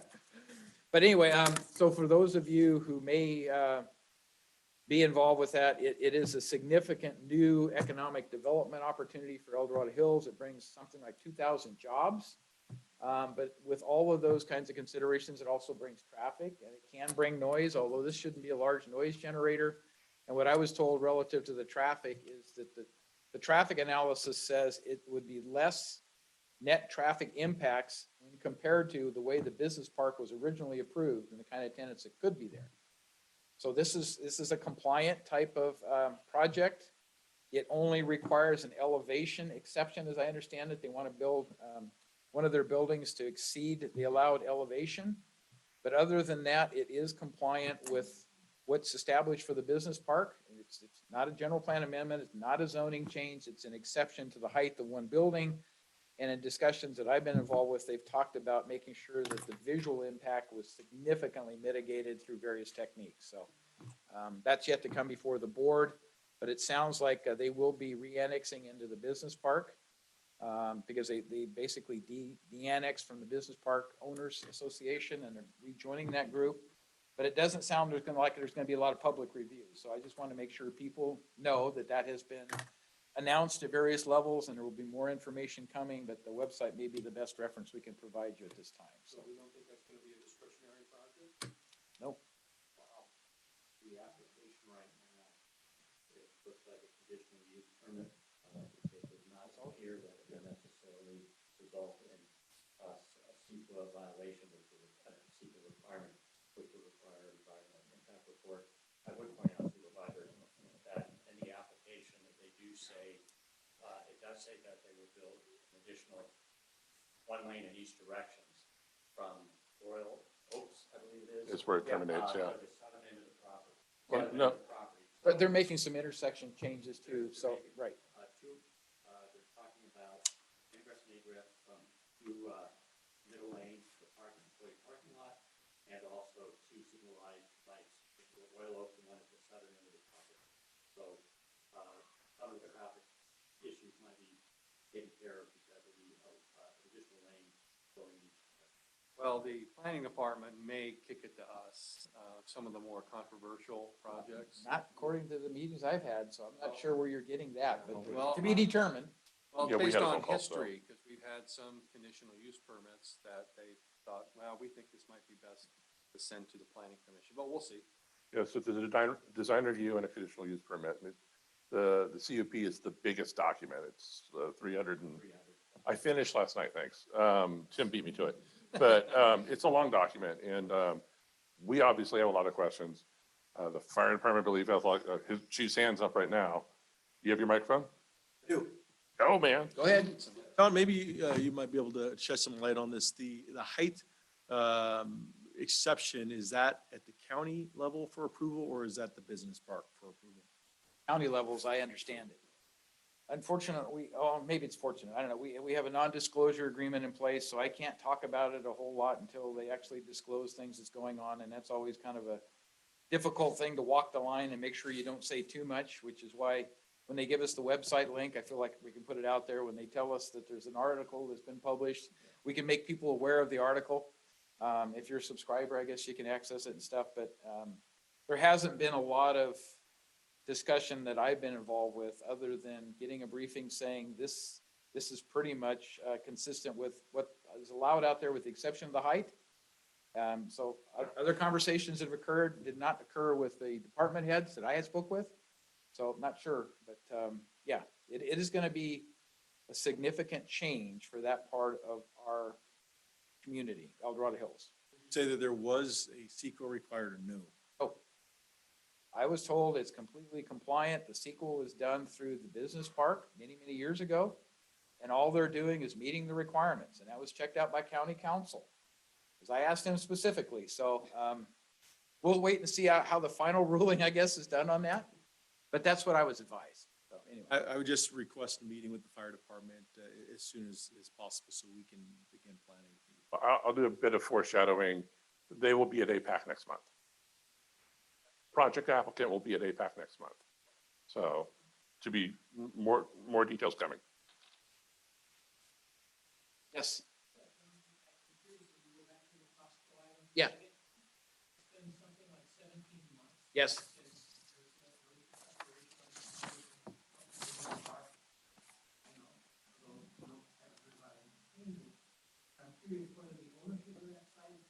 No.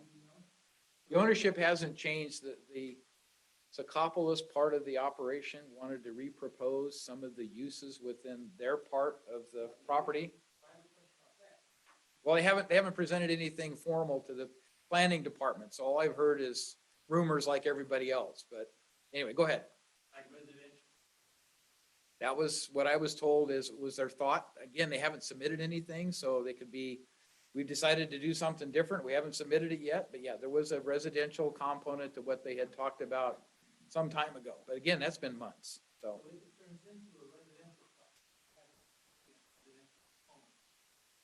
Different from entirely commercial project they're proposing for that one site. Will you go through, will the county go through a new notice of preparation? Because I'm told that, in other words, the north side at least will be starting from square one. Yeah. But Costco could argue that, well, the original notice of preparation described our project perfectly. We haven't changed our project, so we should be able to proceed. The notice of preparation, I have not had detailed discussions about what we have to do to make that appropriate notice. What I do know is it requires a full CEQA analysis, so all of the elements of CEQA involved with that project on both sides are gonna have to be considered. So that gets into traffic and noise and aesthetics and you name it. So that's one of the things that's delayed it, as I understand it, was the part that isn't gonna be Costco occupied. Angelo Socopolis part of it, they wanted to proceed with one CEQA document for both parcels, more than one parcel, but for both parts of the property, because they wanted to get it through one review that was completely comprehensive and looking at everything and not do it piecemeal. That makes a whole lot of sense to me. One of the major changes that will be occurring is the continuation of Country Club Road, Country Club Drive, I should call it. And one of the things that DOT has emphasized is the main entrance, not to the Costco site, but to the other site, would have to be off of Country Club Drive. And that they may allow right-ins and right-outs, but the original proposed lighted intersection very close to where the Silva Valley Parkway, Highway 50 intersection is. DOT is saying that doesn't work for us. Sorry, you can't do that. So it's still in a discussion phase in terms of what has to be done there, what improvements have to be made. As I understand it, the current focus is the primary entrance for Costco would be off of Clarksville Crossing as opposed to Silva Valley. That's not to say there isn't an entrance off of Silva Valley Parkway. But again, the traffic engineers are trying to balance out the flows and understand where the demand is going to be coming from and make sure all of that works. So we still have to get through that CEQA process, and there'll be a lot of, obviously, public review of that, public input on it. APAC will have several things when we get to that point of sharing information with people. So I'm disappointed it hasn't moved forward faster than it has, but you know, it's their call, it's their project.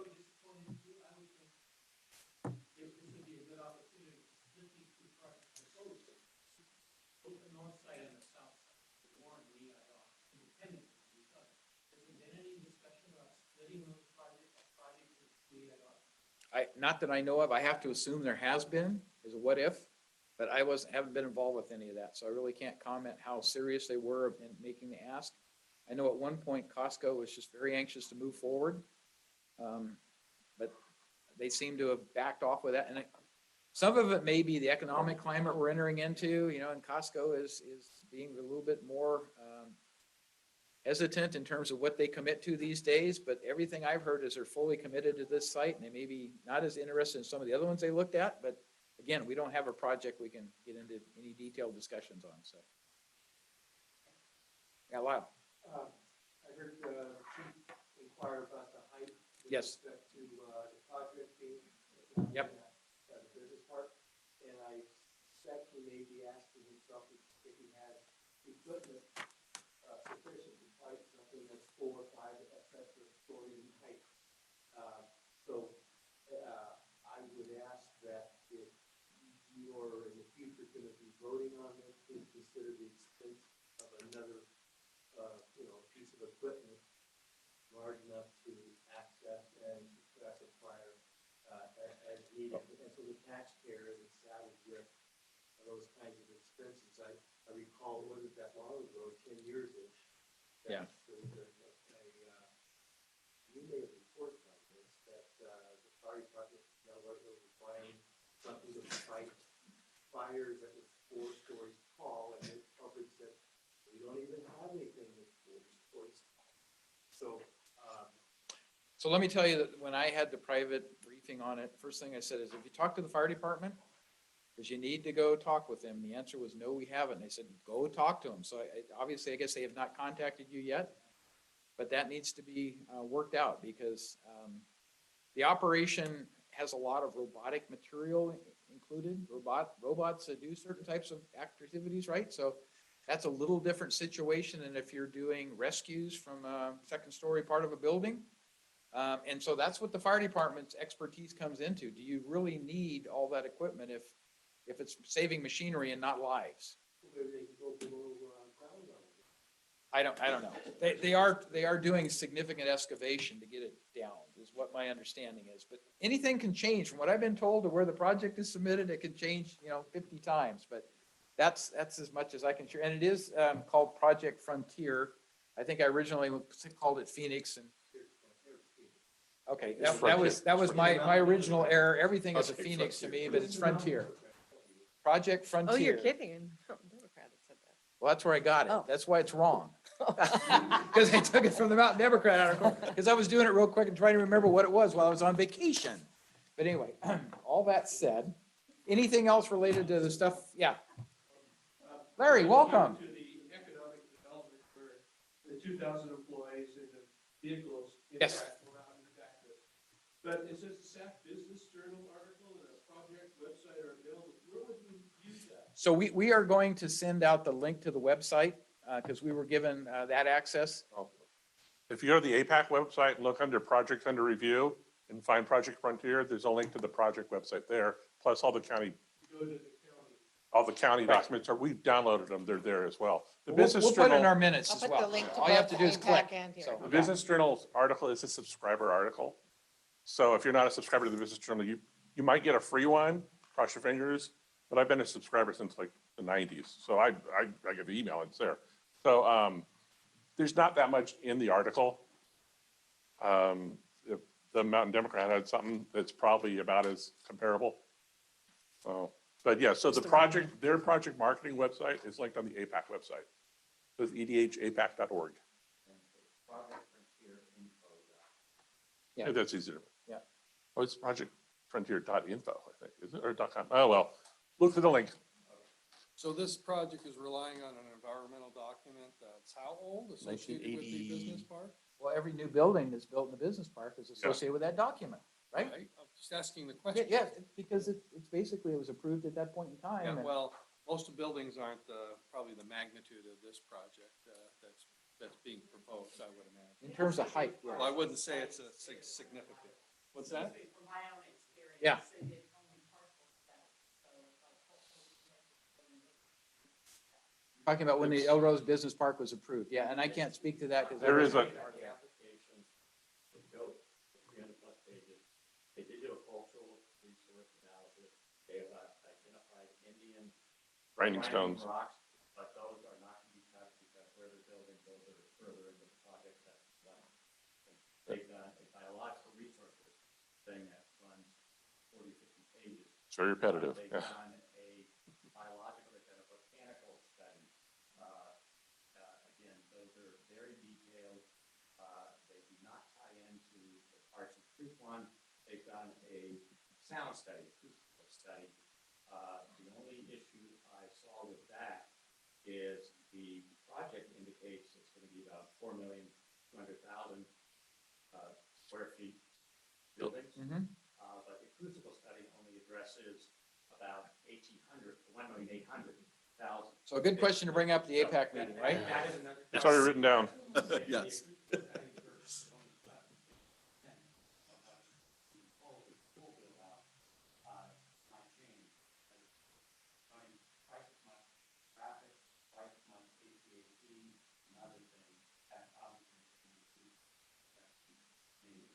And they provided that analysis on their own, but as long as they're compliant with what the original environmental impact documents and, it was approved in 1980, I want to say 4 or 5, maybe 8. I think Yeah. it was 85 or 86, but yeah, Okay, somewhere yeah, in that, around that time. mid-80s, mid-80s. So, but you're relying on an old EIR and they're also relying on the general plan EIR, which it's compliant with according to how they've reviewed it.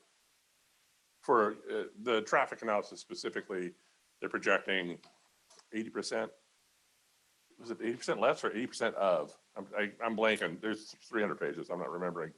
But they're projecting that their traffic usage will be significantly less. It will be commercial vehicles primarily, but also the employee parking, 2,000 people. So, And they also they indicated that they are well aware of the size of the Cove Road and traffic issues not happening there, that they could easily accommodate the shift schedule so that they would not conflict with people go rush hour work and getting kids to school. They could start at 5 in the morning, they could work it out so that you don't have this huge convergence on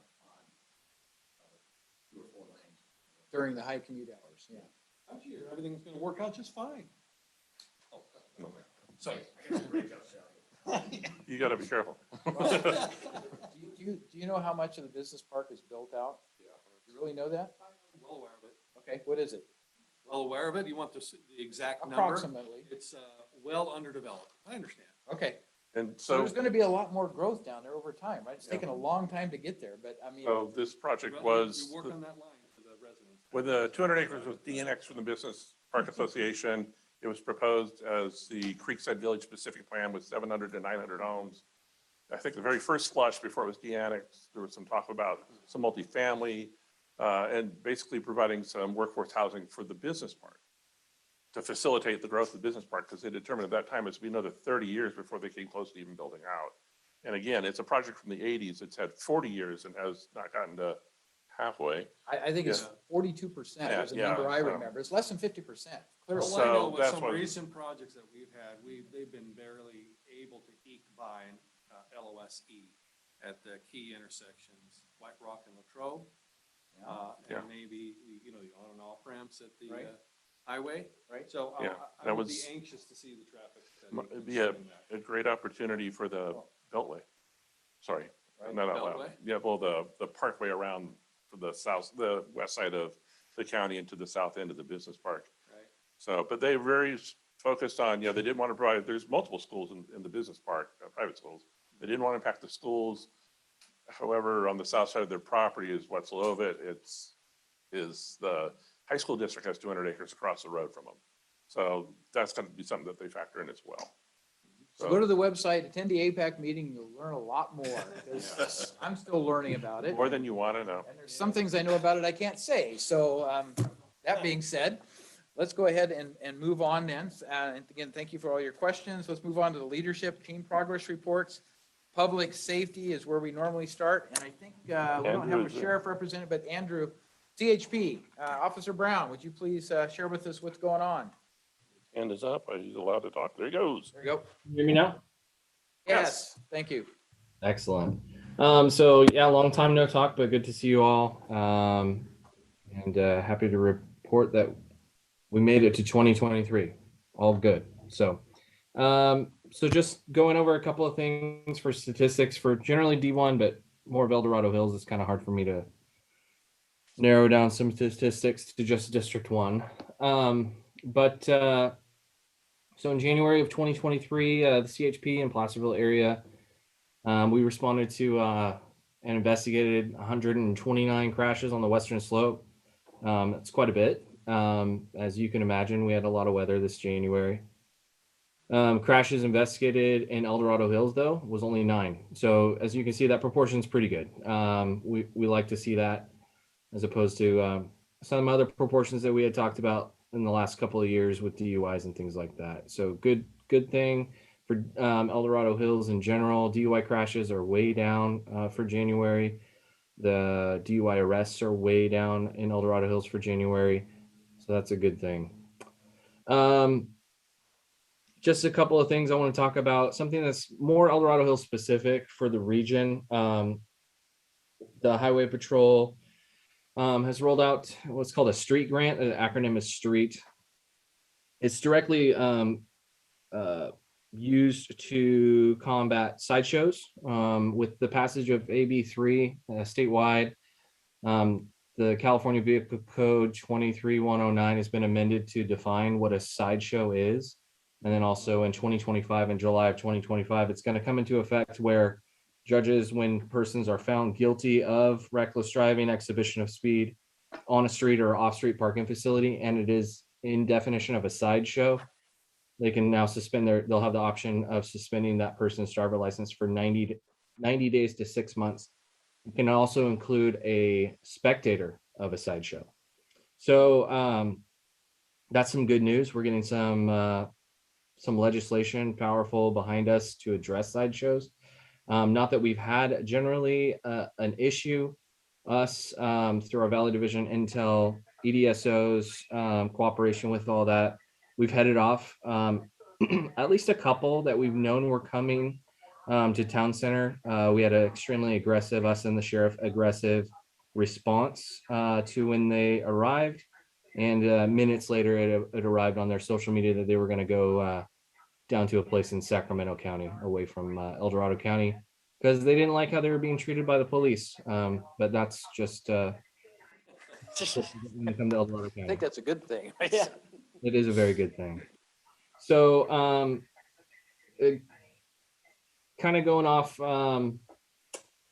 the El Dorado County see something, say something within social media realm with the Highway Patrol. If you see something, reckless driving, speeding in your neighborhood, posting about it on social media, maybe on Nextdoor, maybe on Facebook or something like that, likely it's not going to be viewed by the Highway Patrol. In fact, 100% it's probably not. And in fact, Nextdoor as an organization does not let, or as a company does not let organizations view your posts. I cannot go on to Nextdoor as the Highway Patrol and see a single person's post on Nextdoor. So it's just how they built it. They built it as a neighborhood thing. They don't want the government to kind of come in and see what people are posting on there. But so just keep that in mind as you're posting on social media. What's the fruitfulness of this? I understand the catharsis of it, but let's think about, is somebody driving reckless down your road a threat to life and property? It 100% is, or could be. And so we want that to be reported to 911 when it's happening, and or our non-emergency dispatch at 916-861-1300. And hopefully we can get out there and address it when it's happening. So we want to curb the aggressive driving that we've seen arise out of COVID. And I think we're aggressively going after that. I think we're seeing results from that reduction in sideshow activity and actually full on prevention of the larger scale sideshow activity in our county, I think as a whole. That's a good thing. I can open up to any questions. I know there might be some questions during my long hiatus from these meetings, but. Questions for Officer Brown? Seeing any in the room? Nobody on the Leadership Council? Not seeing any hand raised, so I just want to welcome you back, Andrew. It's been a couple of months, I think maybe like 3 or something, but we all recognize that things get really busy around Christmas time, and then you have to get back to the recovery. So I will ask you just for an update on where we are with the trying to reduce the substance abuse and trying to check and make sure that, you know, we're doing the best we can to minimize that activity within El Dorado County. I know there was a study done. I haven't been to one of the recent meetings, but is there anything you could share with us in that regard?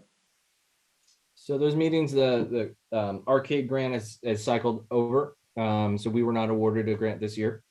Okay. Very specific.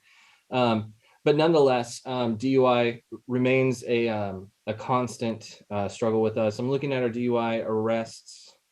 DUI arrests in the western slope of El Dorado County, 17 DUI arrests in January. And I can be fully honest, enforcement is down because our response to some major weather related incidents, and when weather gets involved with traffic, we get pretty busy.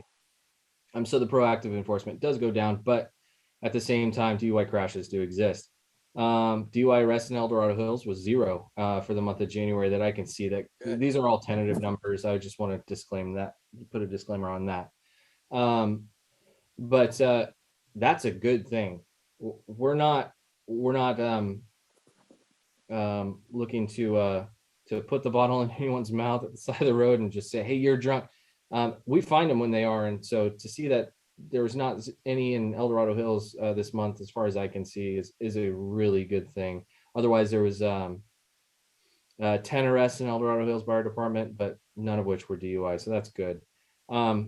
Aggressive education and enforcement through last grant cycle through the arcade grant was pretty effective. We got out there quite a bit, although staffing, pardon me, although staffing was obviously never what we want it to be and never what the county wants it to be for the highway patrol for sure. Recently, we have added 2 additional officers just this last January. We got some new transfers in. We're bolstering our supervision numbers and our road patrol numbers. So things are looking pretty good right now for our enforcement. And I have a lot of high hopes for this year, but last year, pretty effective in our education campaign against DUI. And I appreciate the platform. Thank you, Officer Brown. Appreciate that. So we will move on to our fire department report. Chief Johnson. Looks like a lot. All right, good evening, Mo Johnson. I'm your fire chief here. And it's my pleasure to give you kind of an update on what we've been doing here in the fire department for last month. So our community risk reduction division, they continue to work on the backlog of plan reviews. They continue to refine their process.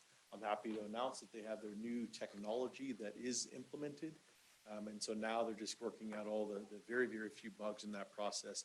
I think the biggest part of the biggest takeaway is that this new technology actually allows them to see where they're at. And so prior to that, we were using a pretty archaic system that relied heavily on email and folders. And I think you can all imagine with hundreds and hundreds and hundreds of emails and those types coming in, you get lost really quick. So this technology gives our team a great look at exactly where they're at, exactly what's due, how long things have been waiting. And it also provides for an easier means to communicate back and forth with the applicant without the applicant having to call or an email. They can log into their portal and see exactly where they're at. Now, the challenge with that obviously is to get everybody that has not submitted through that portal yet to enter and make an account there. So we're working on that right now and trying to get them logged in. I'm hoping, and I do believe that that number is going to start to come down. We're also looking at some other items as well that'll help with that. Our Santa Run was a huge success. It is back and bigger and better than ever. So just a reminder that is a 100% voluntary program by our folks. And I'm so proud to have so many folks involved every single night. The other thing we did different this year is we instituted a program called the Santa Run Community Ambassador Program. And so what that did was it took folks from the communities, we have one right here, sitting with us, and what that did was in each individual stop, they were able to coordinate their stop and let everybody know, here's all the information, here's what you need to know, here's where the line is, here's where the toys are going to be, here's where they're coming.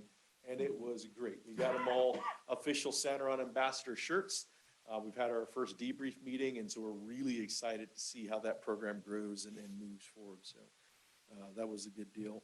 We did collect 4,000 toys over 3,600 pounds of food donated to the El Dorado County Food Bank. And for the first time, we received $2,600 in donations. The donations and the toys went all down to Shriners Hospitals of Northern California. So they've been a great partner to work with, and we look forward to expanding that partnership with them. Several months ago, Engine 91, we added a third firefighter. Historically, they've been with 2 firefighters down there. Industry best practices is a minimum of 3 firefighters. That's what we do in the rest of our stations, with the exception of 85, which we have 4. So I'm happy to announce that that's been going really, really well, and particularly came into, it came in handy when we had Latrobe Road, which was shut down for almost a week, when there was completely no access. Typically, when a road is closed, there's usually a way for fire apparatus, emergency personnel to get by. This was not the case. It just wasn't physically possible. And so you can imagine being shut off from a large portion of your district, just trying to get a response apparatus to and from. Luckily, we didn't have a lot of calls at that time where it required us to do that, because it was a significant impact. Not even just for emergency apparatus, but just think about your firefighters trying to go from, say, Station 85 to get down there. Now you're having to go all the way up to Ponderosa, down and around, and down to South Shingle. And so you can imagine how much time that would have added. So we're happy that road is open. Thank you to, I know, Veer Camp out there. They knocked it out of the park and got that open. So thank you for that. Engine, we have an engine and a truck purchase. It's interesting. We're talking about this potential development. We do have those on order. What's different in today's world in the fire service is no longer can we order a fire engine and expect to get a fire engine in 6 months. We are upwards of 2 years out, and in some cases, almost 3 years out from purchasing an apparatus to when you actually get it. And so we've purchased both of these pieces of apparatus. They're replacement apparatus. They're not new. They're brand new, but they're not new pieces, if you will, to our fleet. They're replacing older pieces that are outdated. And so it's interesting because we're having to plan a lot sooner to actually get the apparatus. And oh, by the way, they don't give you, a price today. That is, there's inflation, there's all those things, and they're going up dramatically. The fire engine, a few years ago, we purchased an engine for about $850,000, and to me, that's a lot of money. To all of us, that's a lot of money. And fire engines used to cost a lot less than that. The very next year, when we purchased the engine that's on order right now, that number is at $960,000. A fire truck will cost almost $1.5 million. And so this apparatus, they're 20-year pieces of apparatus, so they last a long time, but the cost of them are going up exponentially. And then the wait time is just, it's hard to operate a fire department when your apparatus is that far out. So we're having to think differently, we're having to plan differently, and it's been definitely a challenge. The incident of significance, we had a vehicle to a structure down in Blackstone. That was just recently. I only bring that one up because typically our posted, 3, 5, 7,000, hits. And this one was almost 50,000. And so I think it had a lot to do with the type of car that was involved. It was a Tesla. I can tell you that wasn't, part of the incident. But I was happy our folks were not only able to get the patient transported to the hospital, get the vehicle removed with the help of the tow truck company, but they're also able to shore up the front of that home, make it secure, put some plywood up, and then put some visqueen up, because we did have rain coming later that night. And so we were able to isolate that corner of the house, get the residents back in. It was an older couple, and so they really, really wanted to stay home. So we were able to keep them in their house, get the house secured. I'm very, very happy with our folks. And we ended up using our special operations trailer that we built up, and that was the first deployment of that unit. We've started a new, I'm wrapping up real quick, John. We started a new video series, if you will. It's called Member Monday. And so we'll be doing that in the odd months. And so we've had our first one that's been launched, and really it's just to give you a highlight of our folks and what they do, what they're about.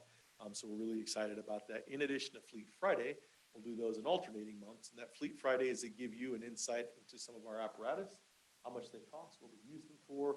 And so we want to make sure we're being very transparent, letting everybody know this is what your tax dollars is paying for, and this is how we use them. The fire training center is about 80% complete. They are literally working on final phases. They're working on the interior. They're working on the landscaping. That tells you how close they are. So we look forward to having a grand opening ceremony, inviting the public. Peggy Willis Peggy Willis Fire Safe Council Library is being unveiled on February 13th, 1 p.m. at Station 84. That's at 2180 Francisco. We invite you all to come on out there.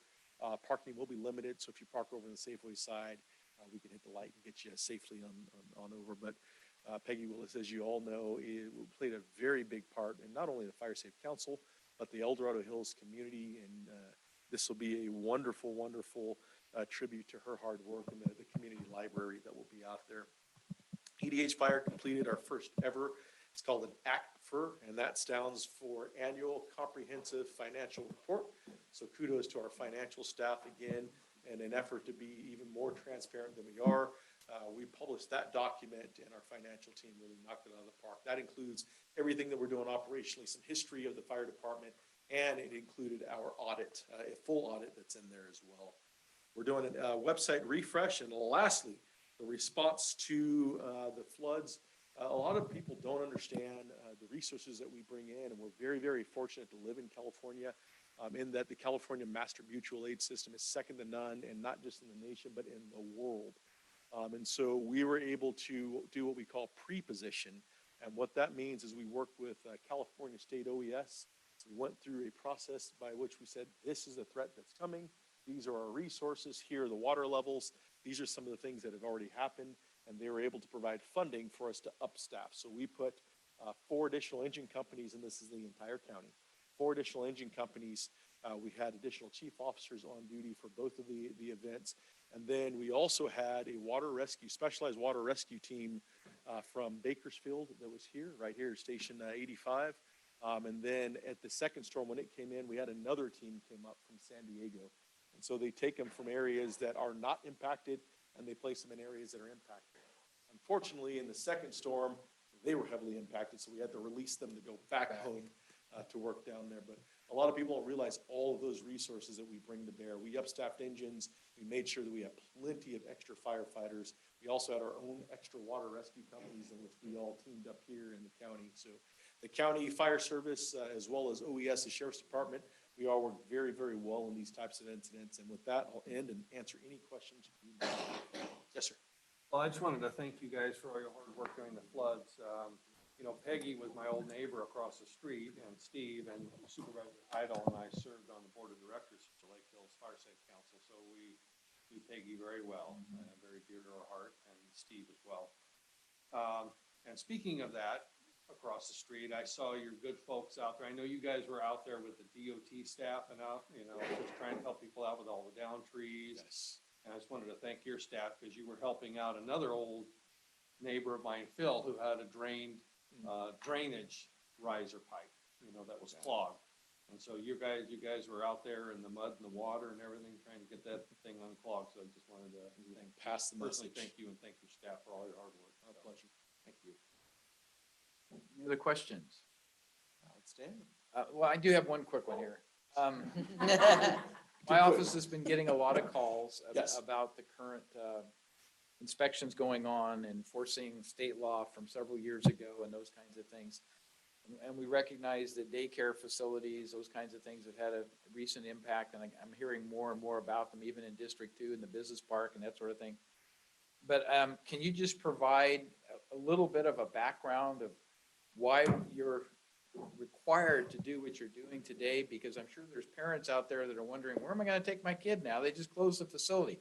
Well, the fire department forced us to do something we couldn't afford to do. Sure. So I think maybe just a little explanation without Absolutely. getting too far in the weeds might be helpful. You got it. And so, and first I'll say there's always areas of opportunity that we can get better, right? Right. A lot of that has to do with the coordination and cooperation with county enforcement staff. And so it is important that we continue to work together so that it's a consistent message and we don't say something and then something else happens from the county side. So we're working on that on both sides. You know, we talk about transparency a lot, so I'm going to be completely transparent. The fire service of today here in El Dorado Hills is different than it was just 5 years ago. And so what we identified is that we needed some help, we needed some expertise, we needed a foundation, we needed to build a system that really wasn't built, and that's what we've been doing for the last 4 years. With that being said, our inspectors are better trained, our inspectors have more knowledge, our inspectors are truly looking at the things that need to be looked at, because before, they didn't know what they didn't know. Okay, that's just putting it frankly. And that's no fault of anybody's, because if you didn't know what you didn't know, and we didn't do a good enough job in providing that. We now have a full-time fire marshal who comes with years of experience and expertise, not only in interpreting the code, but also coaching, mentoring, and counseling. So she's building a greenish team. The team is functioning very well. What you're seeing is a result of that activity. So the inspections are more thorough. The inspections are current, they're relevant, and we're making sure that we do things that we need to be doing. Why is that important? That's important because we want to provide the citizen, the child or student, the business owner, the best opportunity to get out of a structure should there be an accident or an incident. One of the things that's challenging with the community risk reduction world is it's hard to quantify what hasn't occurred. It's hard to quantify what they have saved because it hasn't happened, right? And so when we look at some of the codes that have been around for years, but they weren't interpreted correctly by our staff and others, that is something that we're holding the line on now because we know about it. We now know, our staff knows, and so they can't change that. They can't turn their head. The ghost ship fire, nobody thought there was any issues until it happened. And guess what? You have 26 lives that are lost there. A lot of what you're seeing down in the business park, there's lots, I won't say lots.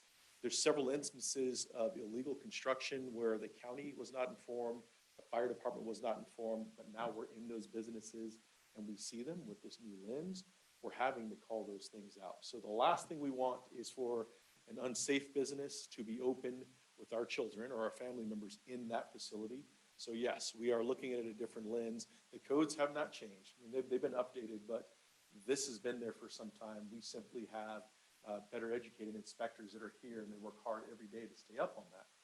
What we will work on is the communication. What we will work on is the collaboration with the county and getting that message out. I will tell you as your fire chief that I have given clear direction, and they already have this, that we're gonna work with everybody.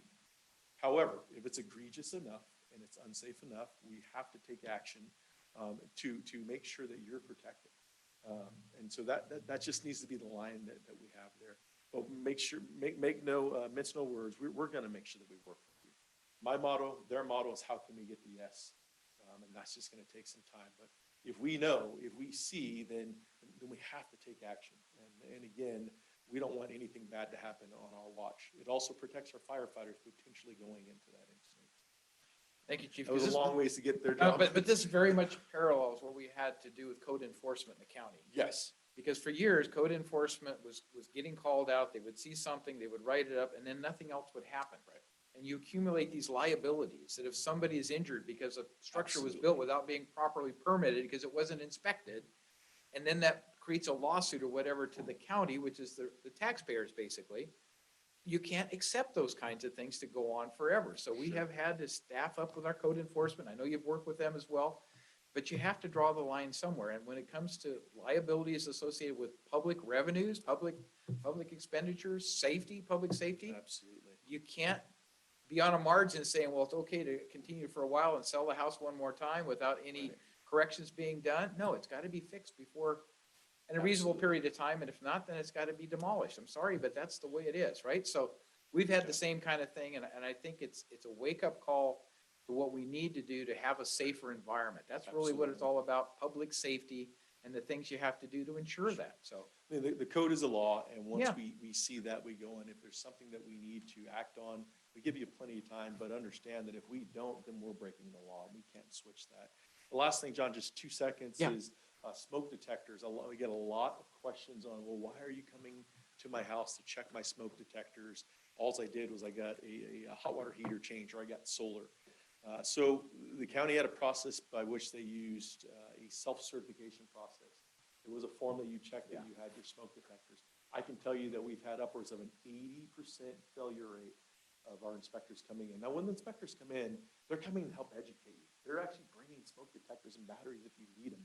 They're telling you where you can get them, but it's important to us because should you have a fire, we want you to have as much time to get out as you can. And with an 80% failure rate that we've seen, I will tell you that that's something we need to keep doing. So We're not looking at this really as government overreach. We absolutely have that within code and our ability to do. And it isn't to get there and say, aha, to stop your project. It is, hey, how can we make you as safe as possible? And they do a lot of education. So that's why we do it. Yep. We don't believe in the self-certification program at the fire department, because that's our job, is to make sure you're safe. And if we don't see it, how can we do that? That's why. Thank you. I think, yeah. Chief, really quick, I'm picking up. Passing our annual fire marshal visit. So, yes, so we're doing, obviously we're doing lots of inspections, lots of mandates. And so, yes, I wouldn't say we're shutting down a lot. There's been a few. One, the lease was not renewed. Another one where, yes, we did close down a building that was longstanding there, some legal construction and some changes. And That's that's why. really fine. I guess my question is, because childcare is so fragile. Absolutely, In this understand. county, folks finding places to keep their kids that are Yes. safe in general, are fragile. Is there messaging that's going out in advance of this? Or because this isn't your typical walk in and make sure that Sure. you're looking at other structures that are not safe, et cetera. What messaging happens to childcare providers so they get it? Because they've obviously been passing this along, like you said, Absolutely. on the code enforcement. So when you talk about communication, what type of communication is going out to the childcare community, A? And B, is there a way that we can support you in that messaging? Yes, and thank you for asking that question. We're actually planning a kind of a summit, if you will, to get any and everybody that wants to come in and learn more. Bring it here. Here's what we're looking for. These are the actions. Here's how we can help you get through that process. A lot of things we can fix on site. If it's, hey, we need to move this so it's not in front of that electrical panel, we can do that and get you signed off. However, if it's illegal construction and those kind of things, that's going to take time because you need plans. If you don't have sprinklers, and you should, in certain areas, that takes time to not only get the plans through the system, but then also have an engineer look at them, and then finally do the construction to get those in. In those instances, we will work with the client to make sure, can we put them in other areas in the building until that component is safe? So it's not a wholesale go in and everything shut down. We'll work with you. So I can connect the local childcare planning council, of which we have as a countywide council. I can connect them with you to talk Absolutely. about that summit so that we Yes. can get in front of this as part of Yes, the childcare. and community. it'll be Chief Okay. Fields, but I'll be right there by her side, but yes, absolutely. I'll make that connection. And the one that we dealt with in Town Center was actually an alarm condition that Correct. it wasn't properly alarmed. And that's a requirement for the safety of kids in that kind of a program. And it should be done. We don't want our kids in bad situations. But the owner of the Let's get out in property front of didn't it. want to pay for it, and the person running the business didn't want to pay. It all comes down to cost, right? Because these things are expensive these days, so. And childcare runs on a really thin margin. It And does. we lost a lot of Absolutely. kids, a lot of childcare Yes, I understand. I would say the message is anybody that is contemplating starting that business, expanding that business, reach out to the fire department first so we can help you. Will that building work? Because, a lot of your retail businesses, if you're changing the use of that building, it triggers a lot of different things, current day laws. Are you an assembly or not? Are you the appropriate type of occupancy? And so it's not just as easy as this rent looks really good. I like the location. This is where we're going to put it. You might not be able to do it there. And so we've had that. Okay. That's something our childcare planning. Absolutely. We'd love to. Thank you, Kathy. Appreciate that. Are you gonna be around at the end of the meeting? Yes. Okay, I wanted to talk to you about a permit. Okay, so I think we need to jump to infrastructure because we have a representative from DOT, Daryl Brown, with us this evening, and I want to make sure he gets out of here at a reasonable time. It's too late. I mean, it isn't 9 o'clock yet. It isn't even 8 o'clock. So Daryl, and I don't know if you want to do an introduction, John, or how you want to? Daryl's my old boss at DOT, and so, Daryl, I'm gonna have you come up to the mic if you don't mind. So he's gonna, normally I'm doing infrastructure, but I get to defer to my old friend Daryl, so. We have a meeting coming up, and Daryl actually kind of co-hosts the meeting, so he's got a lot of experience with I this. did notice they don't list staff here on the agenda anymore. What's up with that, Daryl? That could be your first question. Go ahead. I don't know. Maybe it got removed accidentally when. Well, we're glad to have you. Yep. Yes, probably with all the different iterations. So you want to talk about traffic advisory committee first? Just go over what's Sure. going on. So Yeah, just a please. brief Yeah. overview, just to educate the public. Yeah. yeah, so traffic advisory committee. This is a wintertime meeting. We usually try to have them around November, December, but I had two this fall. I had Tahoe So I had to make a second one, and they're kind of tough to run simultaneous. So I had to run the west slope a little later into 2023. So we're having it in February. And then it's hard to get, it takes me 2 months to set the meetings up. And I got to get 5 folk to the meeting, you know, my bosses and law enforcement, sheriff and CHP. So it's tough to get them there. So February 22nd was the nearest date. And Is the public can attend in person or it's still all Zoom? Daryl? it's all Zoom right now. Are you guys gonna get back to reality? And I don't know. As of right now, I don't know. It works out well because the CHP and all, you know, it's kind of a free thing. When I say free, it takes their time. It takes 2 or 3 hours. So it's kind of nice that everybody can kind of zoom in. yeah, I know, it's a convenience thing. And it also keeps the meetings, we've also found like they're a lot more civil. That's I'm saying, Yeah. Oh, yeah, we know, we've been a part of that. Right, yes. So, so for El Dorado Hills, we have a speed zone on Silver Valley Parkway. That's up for review, that there's no change to the speed. I think all of them are maintaining the speed. Yeah, yeah, and Yeah. White Rock Road maintained. And then we have, on County Traffic Matters, we're gonna pull, they always stop at Serrano and Greenview and have a discussion. And staff recommends the approval and installation of always stop signs at Serrano, this intersection with Greenview Drive. Let me just say, it's an important thing that we're maintaining the speeds because it, you know, we've all seen it. People seem to be driving faster and faster, and to hold those speeds is significant. So I'm greatly appreciative of that. Yeah. Well, yeah. Speed, I mean, you've done it enough. You saw for 7 years, and so how many speed zones did you do? You probably shot 100, 200 zones, right? Yeah. So you did a lot of data. And people think that speeds just change and 5 miles an hour over. They really don't. When you get the data every time, it's usually plus or minus or 0. It's always the same speed every time. So even though we had some faster speeds during, there was a few times where we saw some upticks. Like when you get a 2 mile an hour difference in data, you look at it. Sometimes it's one spot. You know, it's if you take 5. You have 5 shots you're taking, maybe one's a little high, but the other ones are all, you know, all within, so you keep it the same. So that's what we kind of discovered, and now it's kind of coming back down. And you always have those 15% that speed, and those are the people you always see. You never see the other 85% that are driving the road safely and prudently, right? Yes, that's exactly what's happening. I let you know that. So it's easy to see the speeders. And then on open discussion, we have a little issue, a little cleanup. We found a no parking zone on Salmon Falls Road, which is next to New York Creek Bridge, approximately 1,000 foot northerly of the bridge. And there's a Bureau of Land Management property there. And so we have a no parking zone going across a state park. So didn't know that, and so someone called that in, and we're going to try and clean it up, we hope. And there's some other issues to that, so we're going to discuss that too. So that's February 22nd.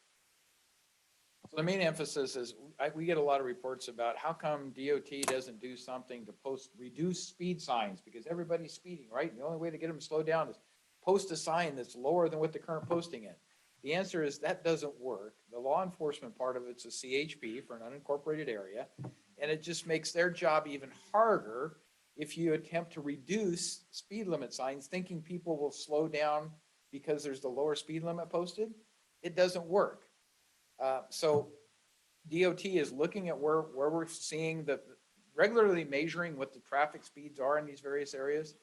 There's emphasis that the CHP has through the motor vehicle code to make changes that typically would upgrade the speed limit if they feel it's safe, if there aren't reported accidents and stuff. And for a lot of communities, that's not the right answer. So John is right when we say all the recommendations are maintain the current speed limits, speed postings that are there is the right answer. But the difficult part is a lot of people want to see them come down, and that's just not possible given the current criteria they have to work to. So I've raised, here, let me tell you a story. The last 15 years, last 12 years, I've raised 2 speed limits, and the collisions have went down in those areas.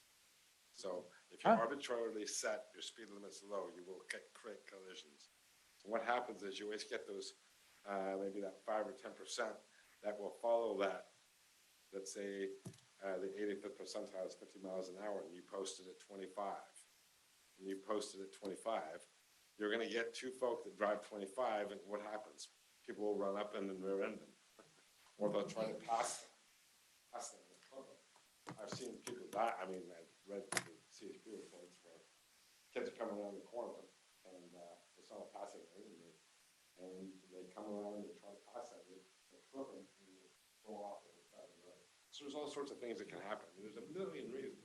There's dozens of reasons for collisions, but yeah, you want to be very consistent with your speed limits. So after World War II, they came up with the 85th percentile, and North America, Mexico, Canada, United States use the 85th percentile. Yep.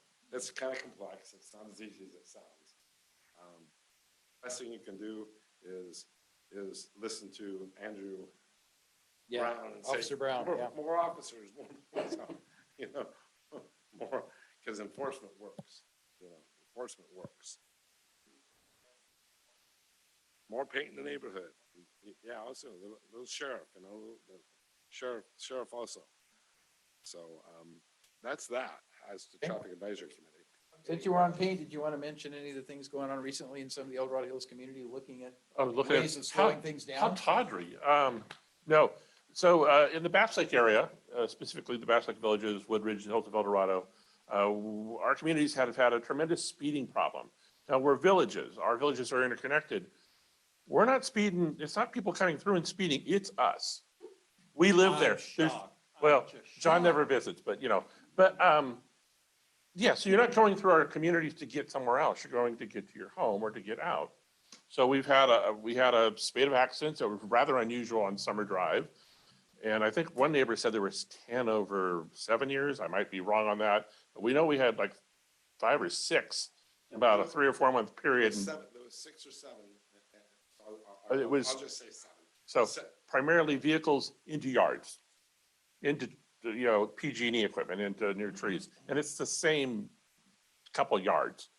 And then we've had a couple where people have gone off into a driveway and pushed a 3/4 ton truck out of the way. So we had a very, as a community, we started talking.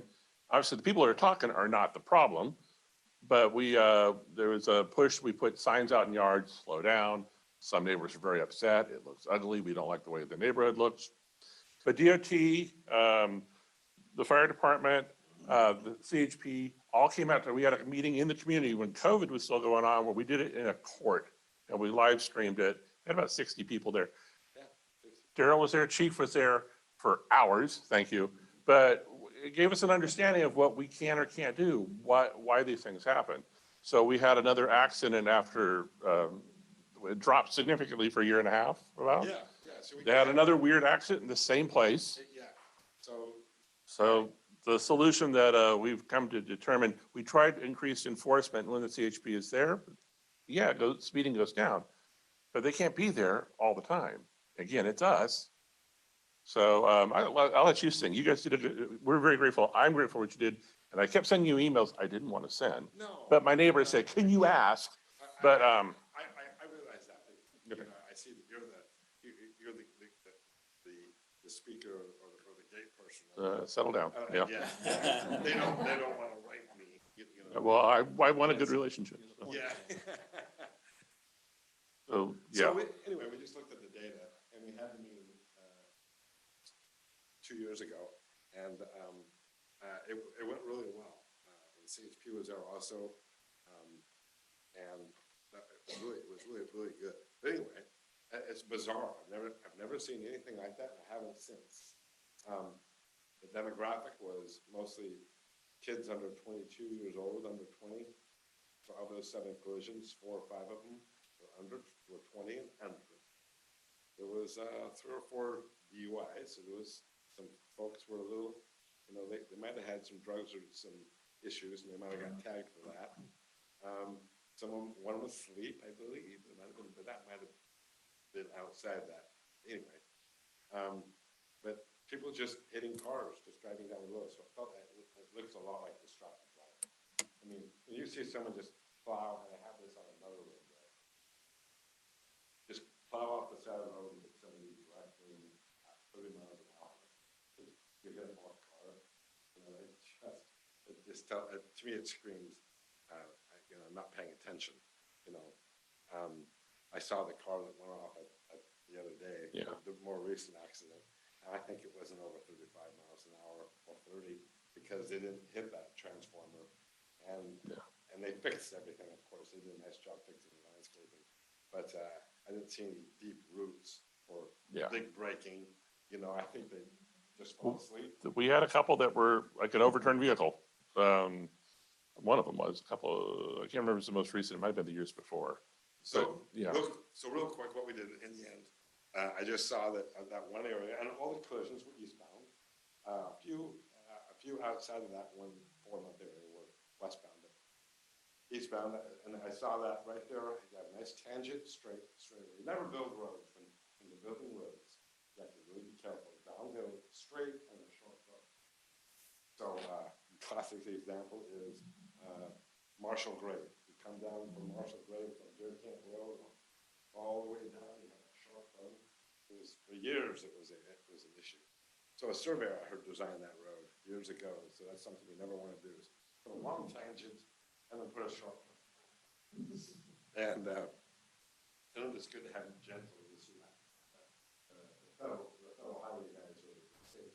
They'll do some turns and get set you up for it. They'll make it nice and wide, nice 1,000, 2,000 foot radius, you know, on the turn. So I saw that. I just thought, okay, here we go. I have 3 or 4 collisions going this way. They're hitting this guy's house right here. So I put it at W1-6 in the head-on position, and then I added one more sign that I didn't have to, but I wanted to do an advanced warning sign. I put one more advanced warning sign, W1-1. And so, you know, crash reduction factor of 25%, and hopefully, God, they see it. Yeah, and you know, I think we've talked about it. People tend to go fast when the roads are nice and wide. And even though there is a curve. You have one of the beautiful old subdivisions. It's a beautiful subdivision. And I love big wide roads, but apparently they do. When roads get like this, people pay attention a little bit more. When you're in your car, I don't know if you don't know. When you're in your car, you produce a bubble around yourself, and you don't understand how fast you're going. And that's why when you drive by a pedestrian one day, and all of a sudden that person with the motor, pulls their dog off the road and does what it is to you. And it's that bubble that you feel that you're like, I was only going 35 miles an hour. That person that looks like they're doing about 50 goes up the pedestrian.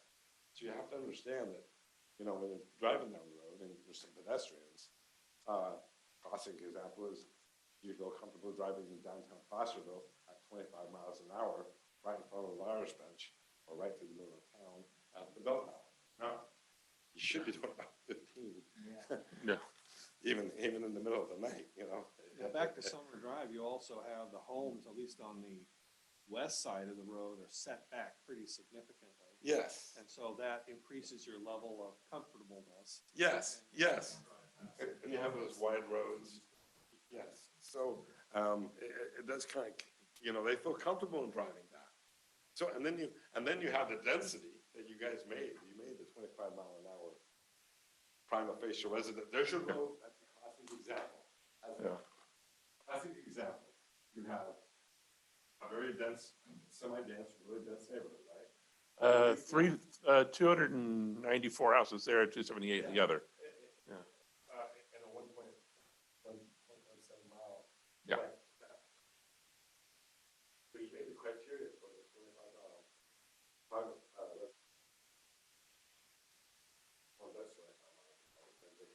No, we left the first meeting we had, and the community supervisor had always there to talk to our neighbors.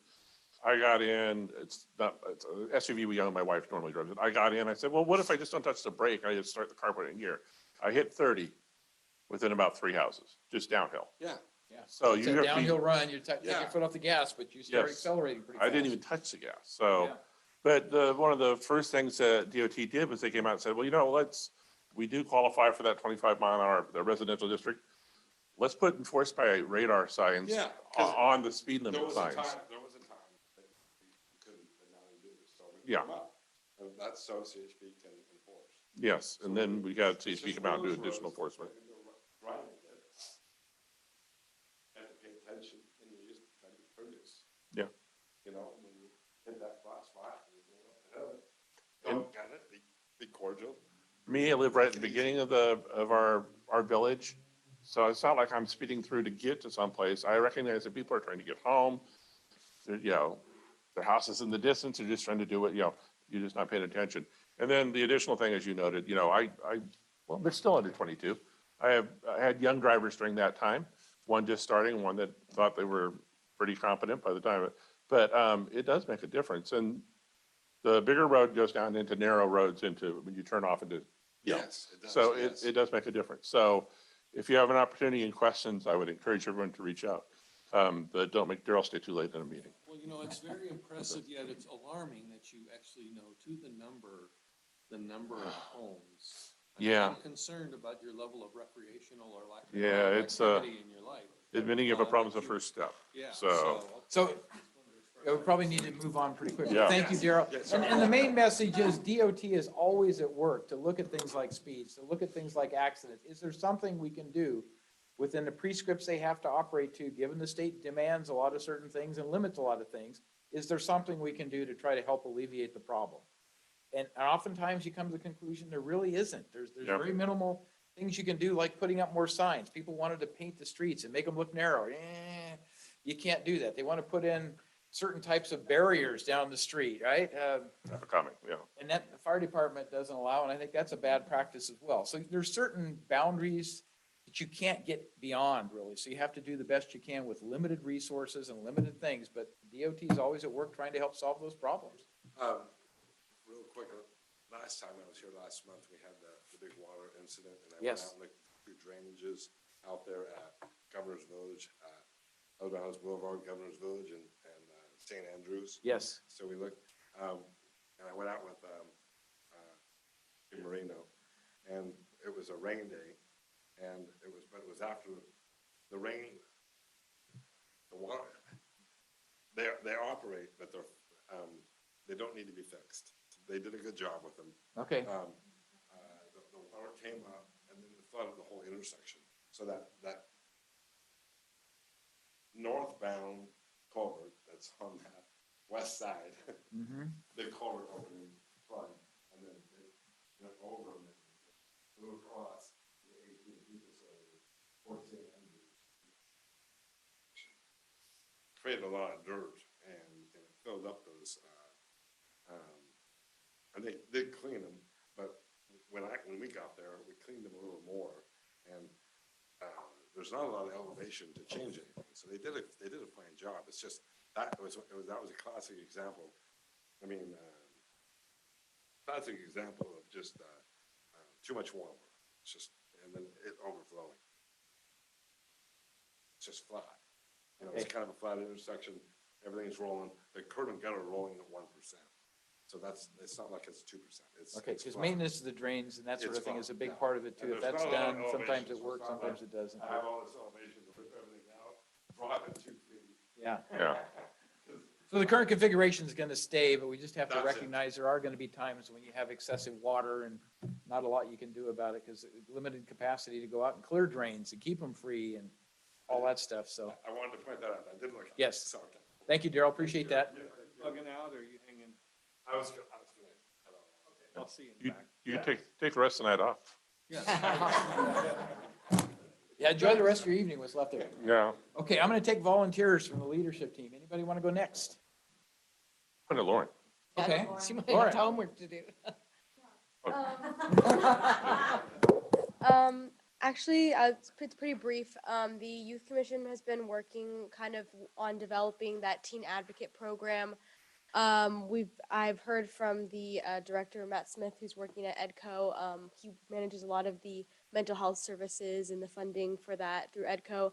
And I know he's going to be starting to train some teachers and some staff on campus about that program. Kind of looking to do some recruitment and training of students, upperclassmen for that program in the fall. So there's some good progress on that. And then the Youth Commission itself is kind of working on kind of expanding our mental health advocacy work and kind of working on that, like working with that Bridging Divides group and just working on that building connection side of what we wanted to focus on with our goals this year. On the Oak Ridge campus, there's definitely been some focus on managing some discipline issues that are going on campus. I know there was a vandalism issue that was going on, so I know the current plan and the work that they're doing right now is using an app to kind of manage student activities and to hopefully lower down some of the vandalism going on. I know there was a lot of backlash towards that program, definitely more from the student and the parent side. So kind of curious to see how that pans out and how the program ends up working. It's been, I think, up for about a week now. So, and then I think the only other thing that I want to point out is that I did notice that there was a lot more deputies on campus and things like that, especially with student activities going on. In addition to our usual SRO that's there. So I wasn't sure if that was due to more calls that were coming towards school or if it was just additional production and support with just student activities. But yeah, overall, I think things are going really well for students, youth. I know there's been a lot of community programs and community activities for the youth that have been really exciting and really fun. So yeah, overall, I think the students are doing really well. Report. Yes, please. I think it's Two off my list, which is awesome. very good. Yeah, as Lauren said, that Matt Smith is working on putting health and wellness centers in every school in El Dorado County, $6 million grant through County Office of Education, and they're rolling out or starting in Black Oak Mine, Camino, South Lake Tahoe, and one other that escapes me right now. And they will be building on the Peer Youth program, which I think is amazing, and I'm so glad they're working with Youth Commission on that. There's actually just three things I wanted to touch base on. First of all, there's the Community Health Improvement Plan, CHIP plan, out of Health and Human Services. It is being facilitated by our interim Health and Human Services Director, Olivia Byron Cooper. And they are looking at what are the greatest health issues in El Dorado County. And through a process of data collection and also going out into the community, they've identified the top health issues as mental health, problem substance use, obesity, and children's health. And what they'll be doing now is going in and looking at strategies for prevention or getting upstream. That process will happen through, actually there's a meeting at the end of the month. And what will happen is we're trying to pull together a bunch of plans. Everybody's got a plan. Marshall's got a plan. Martin's got a plan. Everybody's got a plan. The goal of this is to have one plan where we all point the same direction and we put our resources together in that. So they're continuing to meet with stakeholders through the month of February, and I expect that they're going to have a recommendation to the board probably by June. But they're continuing to meet and work on what are they calling them? The root cause analysis, which is super interesting and we're late, so I'm not going to get into it, but it might be a potential for a future speaker. I think it's a very interesting process, and getting to root cause, I think, is super important to the work that we do. And root cause is often about adverse childhood experiences, which is a whole nother presentation, but that leads me into the second major planning that's happening in our community services. It's the Child Abuse Prevention Plan. Every county in the state of California has been asked to write a very concrete and actionable child abuse prevention plan. And so our leader here, Deanna Santana, has been working with community members to not only look at data, they're actually doing conversations with folks that are part of the system, which is really revealing. And it talks about what are the barriers. Are the barriers going to be, domestic violence, or there's problem substance use in the home? And what they're trying to do is get to, again, root causes of child abuse and how can we get upstream from that. Probably another great opportunity for our group to hear about child abuse prevention planning. There are dollars that are going to go to the state that are going to help us fund this plan, and that should be turned in also in June. I think the deadline is June 30th. And then one other thing, just for fun, the long-term recovery group that they call the fire is having a kind of a showcase or an update tomorrow at Federated Church at 4:00. And they're going to be talking about the progress that's been made since the Federal fire and where they need to go from there on out. They're talking about rebuilding. They're talking about what type of support services they have by the fire. So, those are the key ones. And then, of course, your community has a working community. There's 5 is your rapid $5 at work. We have a community hub here at the library. The community hub has navigators that can support anyone from cradle to rocker in the community. If you need any help connecting with services, you can call 832-4827. Thank you, Kathy. Appreciate that. You want to go next, Richard? Yeah, I already said my piece about the charter review. We cleared the room. We did something. Yeah, right. And, the next meeting is actually a week from today at 5 o'clock.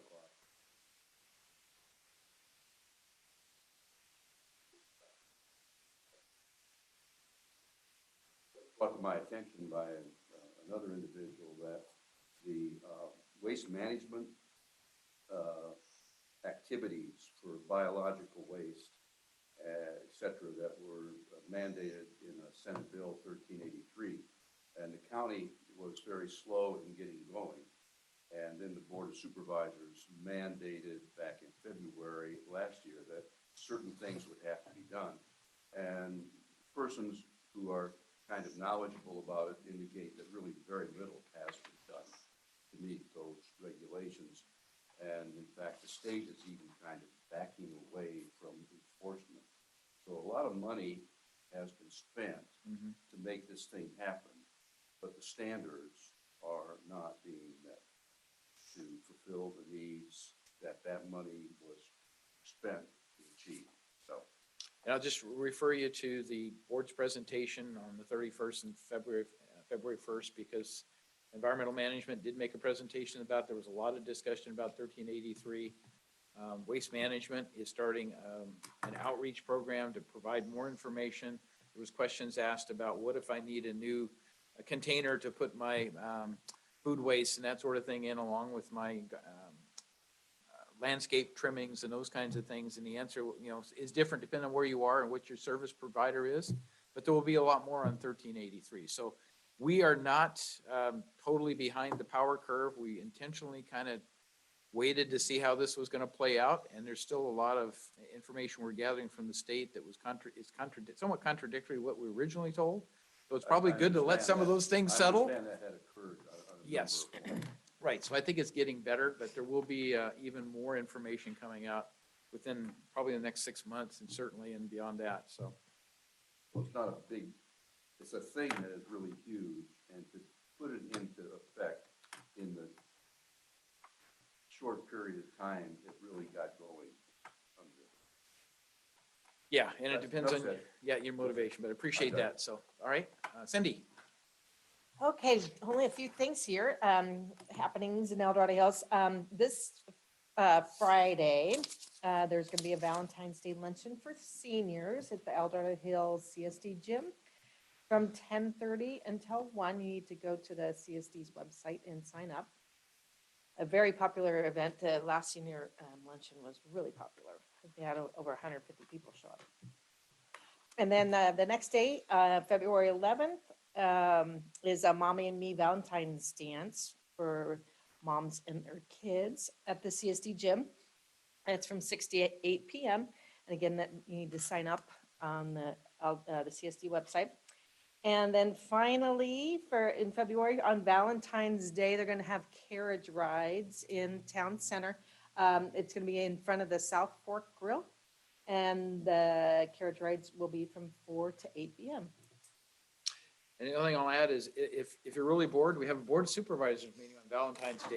Yeah, So you can tune in on Zoom and listen to all the actions. So somehow we got that scheduled. Or not. Or not, yeah. So on the carriage rides, when, I tried to sign up for that, but they probably fill up pretty quick, right? And when can you sign up for them? Now, it's open. Great, then they're full up already. I'm sure everybody listening is good. Note to self, next time you hear about it, let him know, would you? So And who do you call in on that? It's on the Town Center website. I'll The send, town- I'll town put, center I'll put, website. I can give you a link, but it's on the town center website. So I'm going to cover economic development very quickly. The Board of Supervisors decided they needed to reevaluate the effectiveness of CDAC, Community and Economic Development. The discussions are ongoing. They're going to have a presentation back to the board. We have started looking at other communities, like Placer County has a substantially different approach to the way they do their EDAC. So I'm doing a comparative review. They have like 22 members of their EDAC committee with all kinds of representation from businesses and other things. And so I'm thinking maybe a blend between where we were in the past, but something that brings in some of the Placer County elements might be worthwhile. But there'll be more information on that. The one applicant we did get, I've asked Cindy to go ahead and schedule a meet and greet type of thing just to get to know him. Because if we do get to the point that there's a path forward, then I'll be appointing somebody as quickly as we can beyond that to get an active role in participating in CDAC. So just give you that heads up. And with that, we'll turn it over to Mr. Davy again. Okay, here we go. Okay, the APAC meeting this month is Wednesday, this week. We'll be back here at Station 85. We'll be virtual via Zoom, meetings recorded for your entertainment pleasure. We have guest speakers, Rafael Martinez and staff from the Department of Transportation.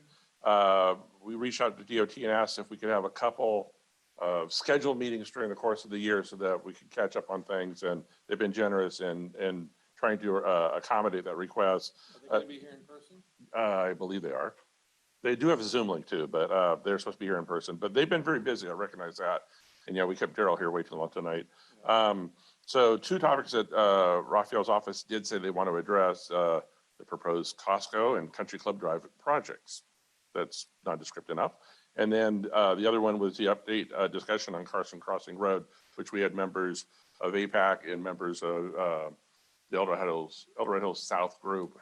They had questions about the transfer of Carson Crossing to the county. They have questions about sort of the issues and safety aspects surrounding that roadway. And so they're going to address that. We had submitted those questions to DOT, I think, in November. So, and then in terms of projects, we're going to have the Mahana project. They'll be presenting an update on where they're at in terms of when they expect their notice of preparation for their draft environmental impact report, some updates on the project status, then where they think they might be able to sort of the scoping meeting. The county, I guess, had said they wanted it in Placerville to provide the Zoom capability. You know, none of us live in Placerville, so the project's here. I suggested they talk to the chief. So you might be hearing about that, and schedule your fees accordingly. The Mahana Development Corporate Company, they've been very generous with their time. They've been very engaged in communicating with people in the Bass Lake area and other areas of El Dorado Hills. So it would be good to get an update and find out where they're at with their project. We have some area projects that we're not reviewing, just updates, and one of them will be Project Frontier. We'll give you the basics of what we've heard. We had an initial discussion with them. They will be coming to the March APAC meeting to present the project in the form that they can right now. They have NDAs about what they can reveal, but they want to engage the public and get some feedback. Our subcommittee member assignments, and then we have to reschedule about half of our meeting dates in the rest of the year because we have some conflicts with the room here. And so I worked with Stephanie, and we picked alternate dates. We try to keep it to Wednesdays. We'll have the update for that for those dates as well. So I know maybe you could sleep over and not go home tonight and just sleep over from today to day, and then Wednesday you can just be here. But we'll be back here in person. And anybody who would like to volunteer on a project, volunteer on a subcommittee, we have open arms. We appreciate any help we can get in looking at these projects. And that's it. Thanks. Very good. Anybody have a go back? Good, it's getting late, so we're going to move on then.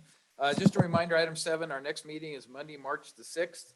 We have tentatively scheduled a guest speaker to speak to the Placerville Homeless Shelter and Navigation Center. We may need to move that to the right. Recognize it was just open today, but we'll see how that goes. We've got some people that are very involved that would be willing to speak, but it just may be a case of timing. They want to get enough information, I think, to be able to share it, but they can at least talk about near-term experiences, I guess. But we'll see how that works out. If not, maybe some of the speakers that you mentioned, we can tag in and we'll fill that spot for our March meeting. But again, April 3rd, the sheriff has committed to be here.